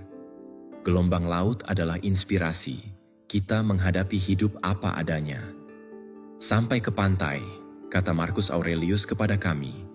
Setiap hari, Marcus Aurelius memperkenalkan gagasan Stoik tentang hidup selaras dengan alam. Alam tidak hanya menuntut kita eksis, tetapi berpartisipasi aktif dalam hidup, berkontribusi pada dunia melalui tindakan kita, baik kecil maupun rutin.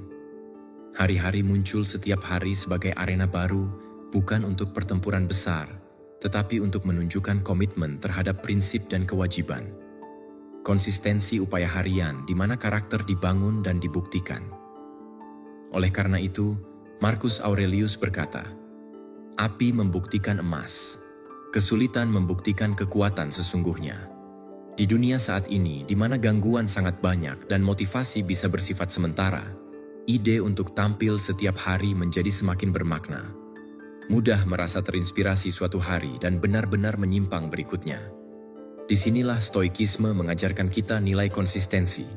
Pelajaran kedua, setiap hari bukan intensitas yang penting, tetapi keteraturan tindakan kita yang menumbuhkan disiplin sejati. Itu bukan berarti setiap hari harus menjadi karya seni kesempurnaan, tetapi bahwa kita tidak membiarkan sehari berlalu tanpa disadari atau tanpa menggunakan untuk memajukan karier, meningkatkan kesehatan, atau memperdalam pemahaman. Kemajuan di bidang apapun seringkali hanya membutuhkan komitmen sederhana, terkadang lalai untuk menampilkan diri setiap hari. Selain hadir tepat waktu, setiap hari sangat terkait erat dengan praktik historis kesadaran. Hadir sepenuhnya di saat ini dan selesaikan pekerjaan hari ini tanpa beban kegagalan kemarin atau kekhawatiran esok. Marcus Aurelius menulis panjang lebar tentang fokus pada menyampaikan tentang mengerjakan tugas yang harus dilakukan dengan cara terbaik. Dia pernah berkata, "Jangan mencari membuat hari esok lebih baik, jadikan hari ini lebih baik." Berusahalah dengan sempurna dalam hal ini. Fokus ini mengubah rutinitas menjadi ritual dan upaya untuk meningkatkan. Memupuk disiplin ini dimulai dari hal kecil. Putuskan apa artinya bagi Anda untuk menyajikan.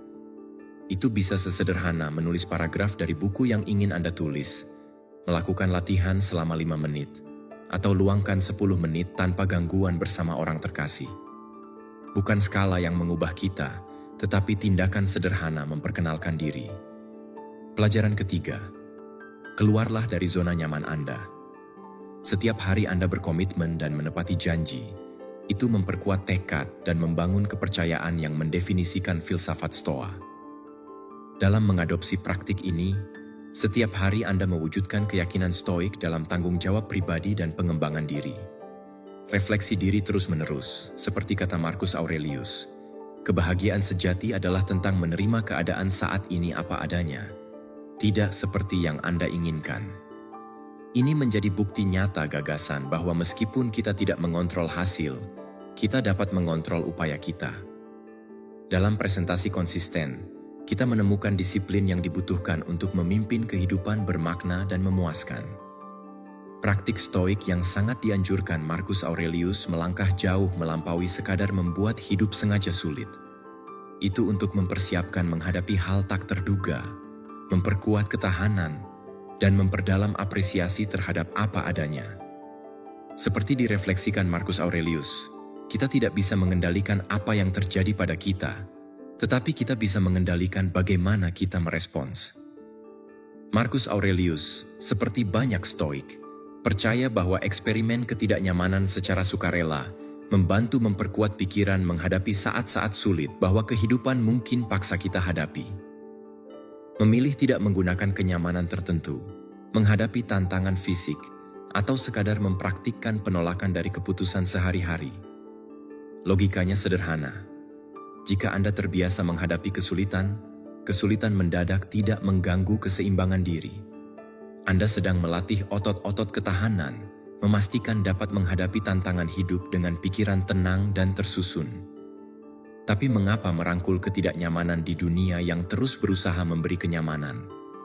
Jawabannya terletak pada inti filsafat Stoa. Pertumbuhan terjadi di perbatasan zona nyaman. Saat kita memulai perjalanan secara sukarela ke ruang yang kurang nyaman, kita tidak hanya menguji batasan mental dan emosional, tetapi juga memperluasnya. Praktik ini bukan tentang menghukum, tetapi mengubah perspektif, memandang kenyamanan sebagai kemewahan yang bisa kita hidupi tanpanya. Mempraktikkan ketidaknyamanan sukarela juga menumbuhkan rasa syukur. Mudah mengambil fasilitas sehari-hari begitu saja, tetapi ketika kita sesekali hidup tanpa mereka, kita mulai menghargai mereka lebih mendalam. Ini bisa sangat sederhana, melewatkan makan untuk meningkatkan apresiasi terhadap makanan, memilih berjalan kaki daripada mengemudi untuk memperdalam pemahaman rasa syukur atas mobilitas dan kesehatan. Ketidaknyamanan sukarela juga terhubung dengan realitas bahwa banyak orang hidup dengan kondisi itu tanpa disengaja setiap hari. Hubungan ini dapat mengembangkan empati, kerendahan hati, dan pemahaman aspek terdalam kondisi manusia, membuat kita berpijak lebih kokoh pada kenyataan dunia yang kita bagi. Lalu, bagaimana mengintegrasikan praktik ini ke dalam hidup? Mulailah sedikit demi sedikit. Pilih sesuatu yang mudah dikelola. Bangun 1 jam lebih awal. Batasi penggunaan teknologi selama 1 hari. Atau pilih tangga daripada lift. Kunci keberhasilan bukan pada besarnya ketidaknyamanan, tetapi pada keteraturan dan maksud di baliknya. Setiap tindakan ketidaknyamanan sukarela adalah langkah menuju benteng mental dan disiplin diri yang lebih besar. Pelajaran keempat, kendalikan hidup Anda. Itulah prinsip membedakan antara apa yang dalam kendali kita dan apa yang tidak, dan mendorong kita fokus energi hanya pada yang pertama. Konsep yang tampaknya sederhana ini dapat mengubah pendekatan kita terhadap tantangan hidup, mengurangi kecemasan, dan menumbuhkan kedamaian dan ketahanan lebih dalam. Jadi, Apa yang sebenarnya dalam kendali kita menurut Stoikisme? Tindakan, reaksi, dan penilaian kita sendiri, pikiran dan kehendak kita. Disinilah kita memiliki agensi. Semua hal eksternal, seperti iklim, tindakan orang lain, atau peristiwa global, berada di luar kendali kita. Marcus Aurelius menekankan secara konsisten bahwa menjadi jengkel atau kesal atas hal di luar kendali tidak hanya tidak berguna, tetapi kontraproduktif bagi kesejahteraan. Mempraktikkan dikotomi pengendalian dimulai dengan kesadaran ini. Meskipun kita dapat memengaruhi peristiwa, kita tidak dapat mengendalikan faktor eksternal. Seorang Stoik sepenuhnya belajar menerima fakta ini bukan secara pasif, tetapi sebagai kebenaran membebaskan. Ketika kita fokus pada tindakan kita sendiri dan berhenti berpegang pada hasil di luar kendali, kita mempertahankan ketenangan pikiran dan efektivitas terlepas dari keadaan. Ini tidak berarti kita menjadi acuh tak acuh atau terputus dari dunia. Sebaliknya, kita berkomitmen dengan cara lebih konstruktif, menyalurkan upaya di mana mereka benar-benar mampu membuat perbedaan. Dalam kehidupan sehari-hari, menerapkan dikotomi kontrol berarti menanyakan, apakah ini dalam kendali saya? Sebelum bereaksi terhadap situasi. Jika tidak, biarkan pergi dan lanjutkan. Tentu, lebih mudah diucapkan daripada dilakukan. Ini membutuhkan latihan, kesadaran, dan pengingat sesekali bahwa hal-hal terasa lebih penting daripada yang sebenarnya dalam jangkauan kita. Selain itu, praktik ini memiliki implikasi praktis pada bagaimana kita menetapkan tujuan dan mengharapkan hasil. Saat kita berupaya mencapai tujuan, mengikat kebahagiaan atau harga diri pada pencapaian hasil, ditentukan oleh banyak faktor eksternal mempersiapkan kita untuk frustrasi. Sikap tabah mengajarkan kita menemukan kepuasan dalam pencarian sendiri, dalam kepatuhan pada nilai, dan dalam upaya yang kita tempatkan. Marcus Aurelius dan filsuf Stoik lainnya tidak menjanjikan hidup tanpa tantangan. Mereka menawarkan strategi untuk mempertahankan kedamaian batin dan martabat terlepas dari pasang surut hidup. Dengan mempraktikkan prinsip ini, kita tidak hanya memperbaiki hidup sendiri, tetapi juga mempengaruhi orang sekitar melalui contoh ketenangan dan ketahanan menghadapi ketidakpastian hidup yang tak terhindarkan. Konsep tersebut menyiratkan pemahaman tanggung jawab pribadi mendalam dan komitmen Stoik terhadap penguasaan pribadi. Alih-alih menyerah pada mentalitas korban di mana kita menjadi reseptor pasif kesulitan hidup, Stoikisme mendorong mengambil kendali atas persepsi dan reaksi kita. Pemberdayaan ini adalah hal mendasar bagi keyakinan Stoa bahwa kebahagiaan dan ketenangan mental lebih ditentukan oleh keadaan internal kita, bukan faktor eksternal. Idenya bukan menyangkal kesulitan atau ketidakadilan yang kita hadapi, tetapi mengalihkan fokus dari apa yang terjadi pada kita ke bagaimana kita menanggapi. Marcus Aurelius percaya setiap peristiwa eksternal selalu menghadirkan pilihan. Bagaimana kita akan membiarkan ini memengaruhi kita? Dengan menolak menjadi korban, kita menolak anggapan bahwa kesejahteraan emosional kita bergantung pada keadaan eksternal. Ini adalah pencapaian pembebasan yang membuka pintu pertumbuhan pribadi dan ketahanan lebih besar. Dengan mempraktikkan prinsip ini, kita mulai mengamati respons biasa terhadap situasi menantang. Alih-alih mencari faktor eksternal atau orang lain untuk disalahkan, kita mengubah pola dengan mengatasi situasi. Mengubah pola ini bukan tentang menekan perasaan, tetapi memahami lebih dalam dan mengarahkan kembali energi dengan pendekatan lebih konstruktif.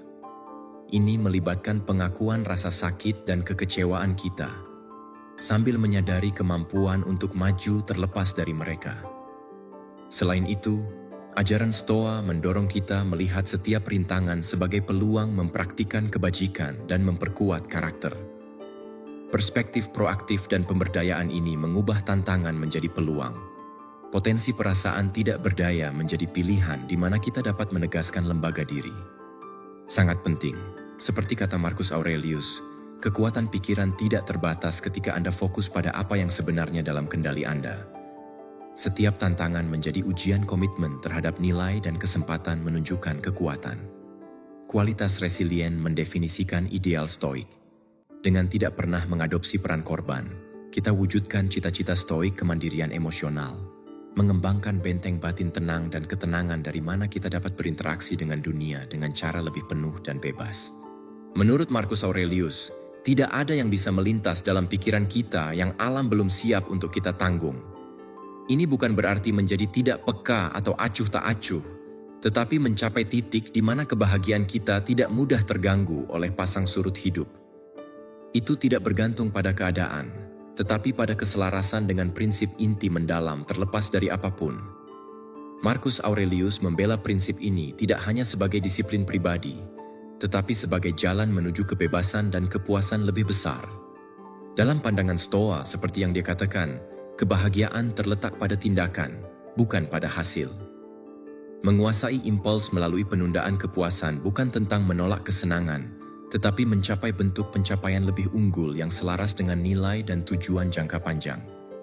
Penundaan kepuasan stoikisme menyiratkan penundaan strategis dari keinginan langsung untuk memperoleh imbalan lebih bermakna dan keputusan langgeng. Ini tentang membuat keputusan yang mungkin tidak memberikan kepuasan seketika, tetapi mengarah ke kesejahteraan dan pertumbuhan berkelanjutan. Seperti yang diajarkan Marcus Aurelius, kendali sejati atas diri sendiri bergantung pada pilihan di mana kita menempatkan perhatian. Prinsip ini sangat relevan dalam konteks budaya modern serba instan, di mana kemampuan menunggu dan menunda sesuatu demi sesuatu lebih baik adalah keterampilan langka dan berharga.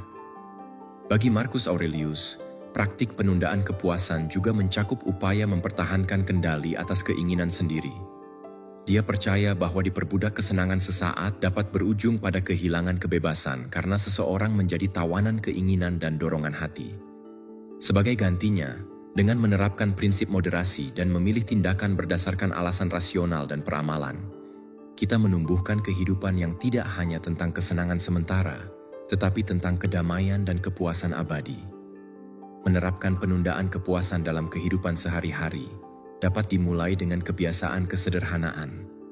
Menghemat uang alih-alih membelanjakannya secara impulsif, memilih makanan sehat sebagai pengganti cepat saji, atau mendedikasikan waktu untuk belajar atau berlatih keterampilan alih-alih kegiatan rekreasi segera. Seperti disarankan Marcus Aurelius, jangan khawatirkan hal eksternal yang tidak bisa Anda kendalikan. Setiap pilihan memperkuat praktik stoik memprioritaskan manfaat jangka panjang atas kenyamanan atau kesenangan jangka pendek. Selain itu, penelitian luas di bidang psikologi mendukung pandangan stoik, menghubungkan penundaan kepuasan dengan hasil lebih baik dalam karir, pendidikan, kesehatan, dan hubungan pribadi. Orang yang dapat menunda kepuasan instan umumnya lebih baik dalam menangani perjuangan mencapai tujuan dan menjalani hidup lebih sehat dan bermakna. Konsep ini melampaui sekadar mengabaikan komentar negatif, menumbuhkan ketahanan mental seperti itu dengan mengubah tantangan menjadi peluang. Pendekatan proaktif dan memberdayakan ini mengatasi setiap rintangan sebagai kesempatan memperkuat karakter dan menegaskan kembali komitmen dengan nilai sejarah.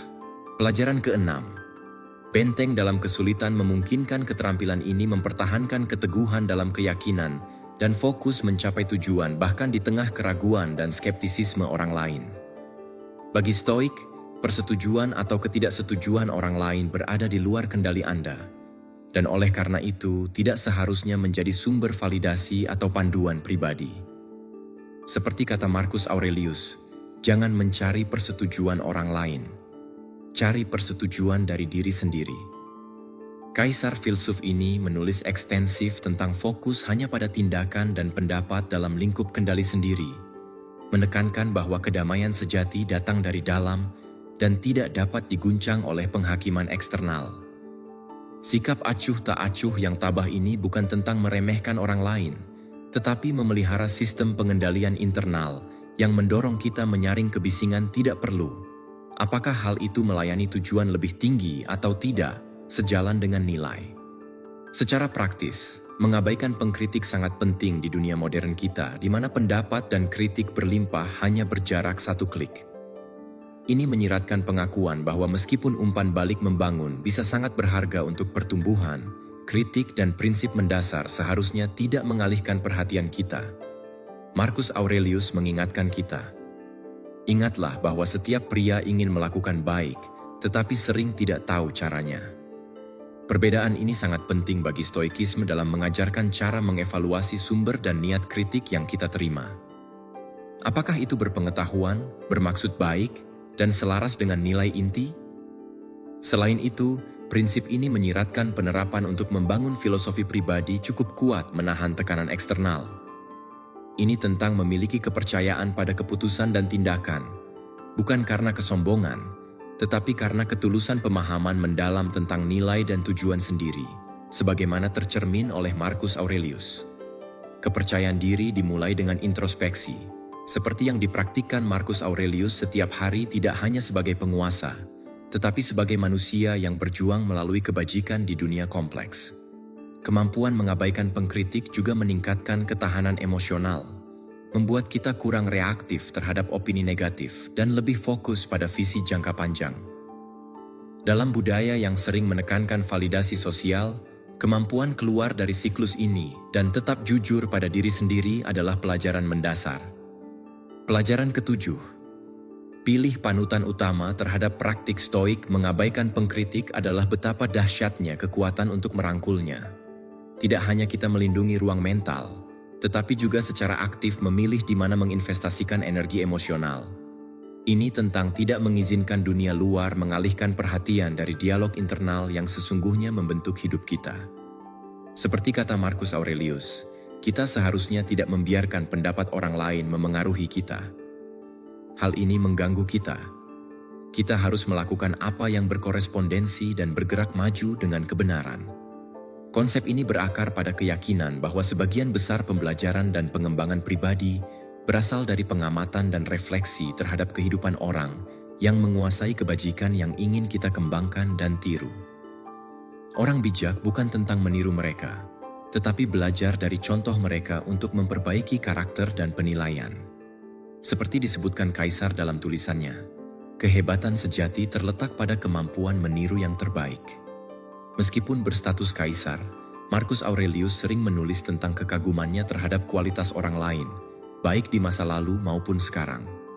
Ia memandang peniruan tokoh-tokoh ini sebagai cara menginternalisasi kekuatan dan kebaikan mereka. Bagi kaum Stoa, kebijaksanaan bukan hanya pengetahuan teoritis, tetapi panduan praktik untuk hidup dengan baik. Memahami menjadi lebih baik melalui tindakan orang yang telah menerapkan prinsip-prinsip ini dengan cara efektif.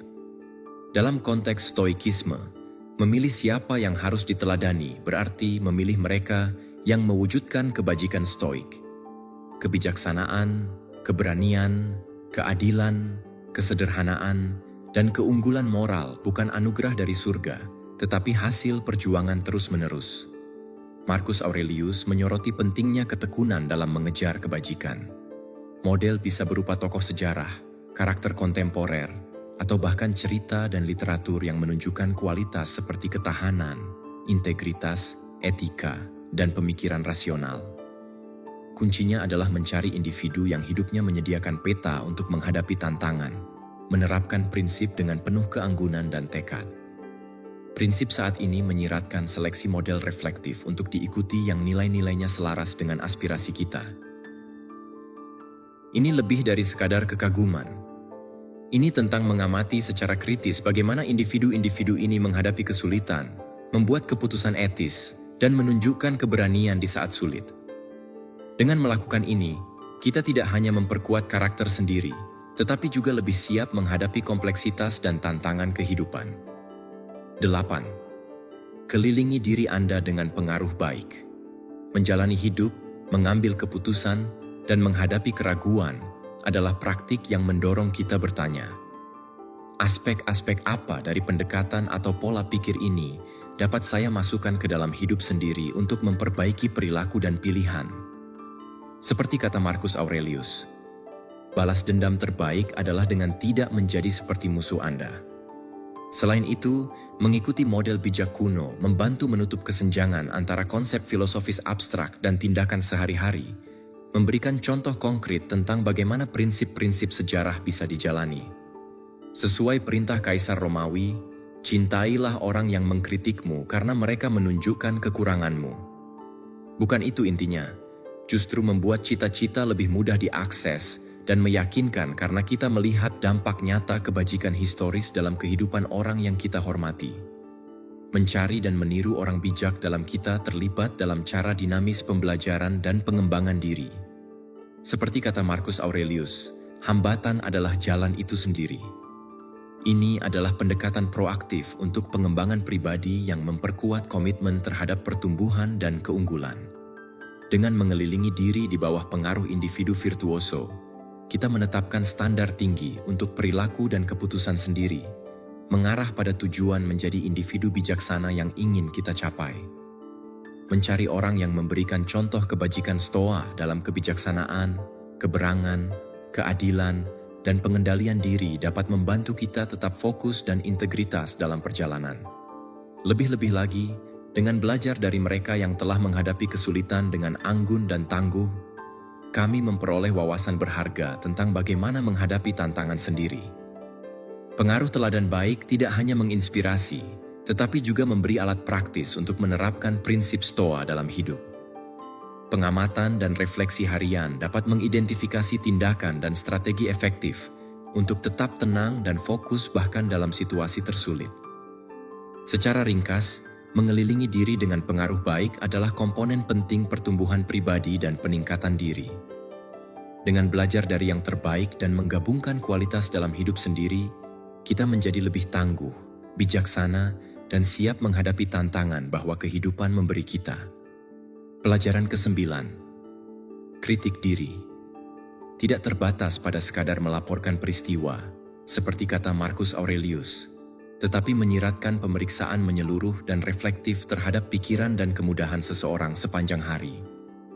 Ini adalah soal membedakan apakah perilaku selaras dengan nilai dan kebajikan Stoa seperti kebijaksanaan, keadilan, keberanian, dan kesederhanaan.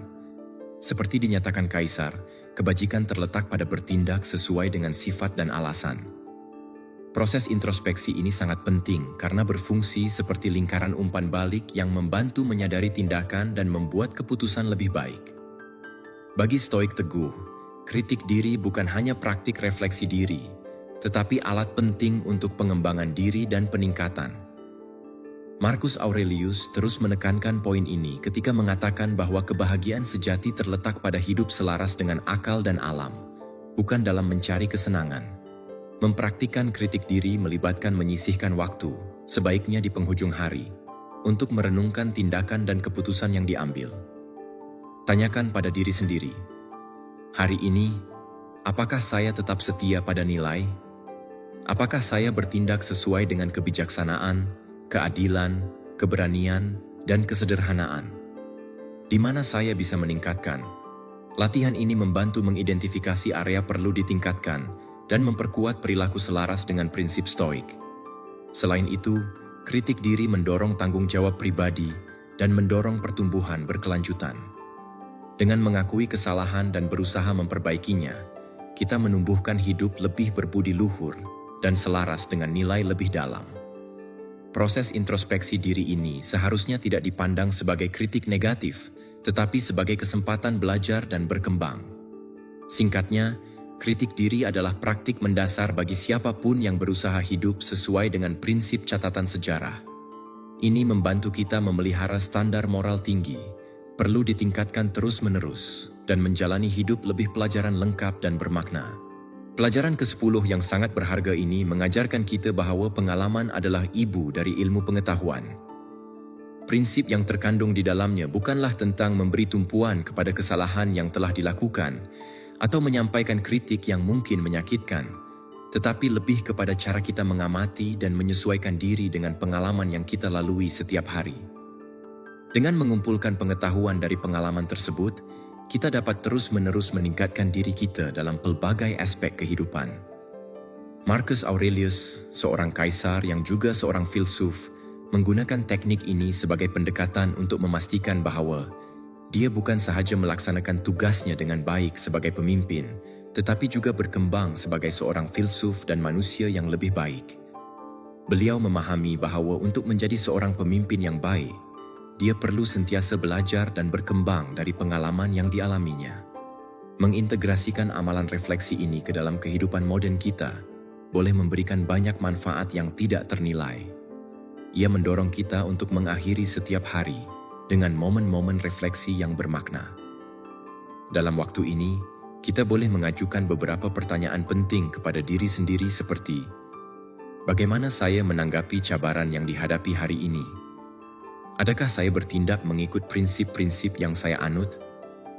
Apa yang boleh saya lakukan dengan lebih baik di masa hadapan? Kapan pula saya merasa kehilangan kendali dan apa sebabnya?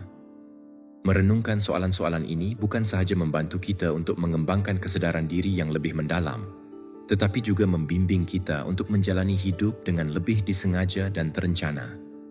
Dengan cara ini, kita dapat mengenali kekuatan dan kelemahan diri kita tanpa menghakimi, dan ini sangat penting dalam proses pertumbuhan pribadi.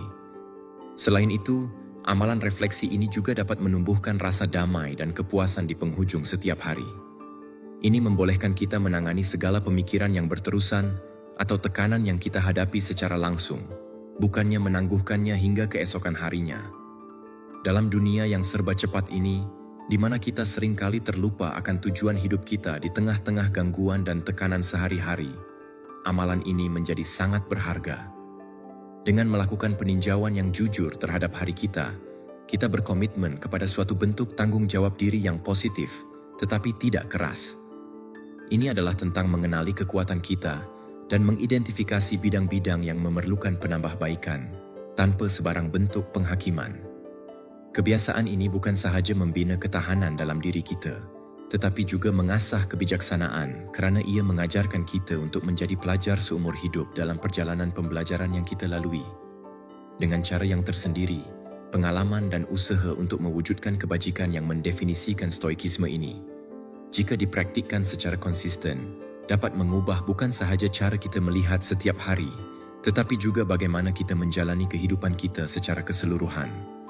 Setiap hari kita dapat menjadi semakin selaras dengan cita-cita yang kita junjung tinggi. Saya sangat berharap bahawa pesan ini memberi manfaat kepada anda semua. Saya ingin mengucapkan tahniah yang tulus kepada anda atas pencapaian yang telah anda capai ini. Setelah sampai ke titik ini dan menyelesaikan video ini, ia menunjukkan bahawa anda berhasrat untuk meningkatkan diri anda. Jika anda menyukai video ini, jangan ragu untuk meninggalkan komen.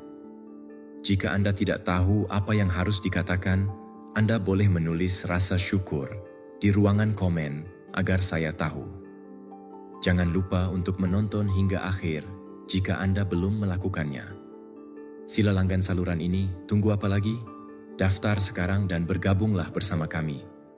Stoikisme dipenuhi dengan ajaran yang bermanfaat seperti ini, yang sangat relevan untuk kehidupan sehari-hari kita. Oleh itu, saya sangat mendorong anda untuk terus mempelajari filosofi ini. Akhir kata, berikut adalah 2 video yang penuh dengan kebijaksanaan stoik yang boleh anda tonton untuk melanjutkan pemahaman anda. Sampai jumpa lagi.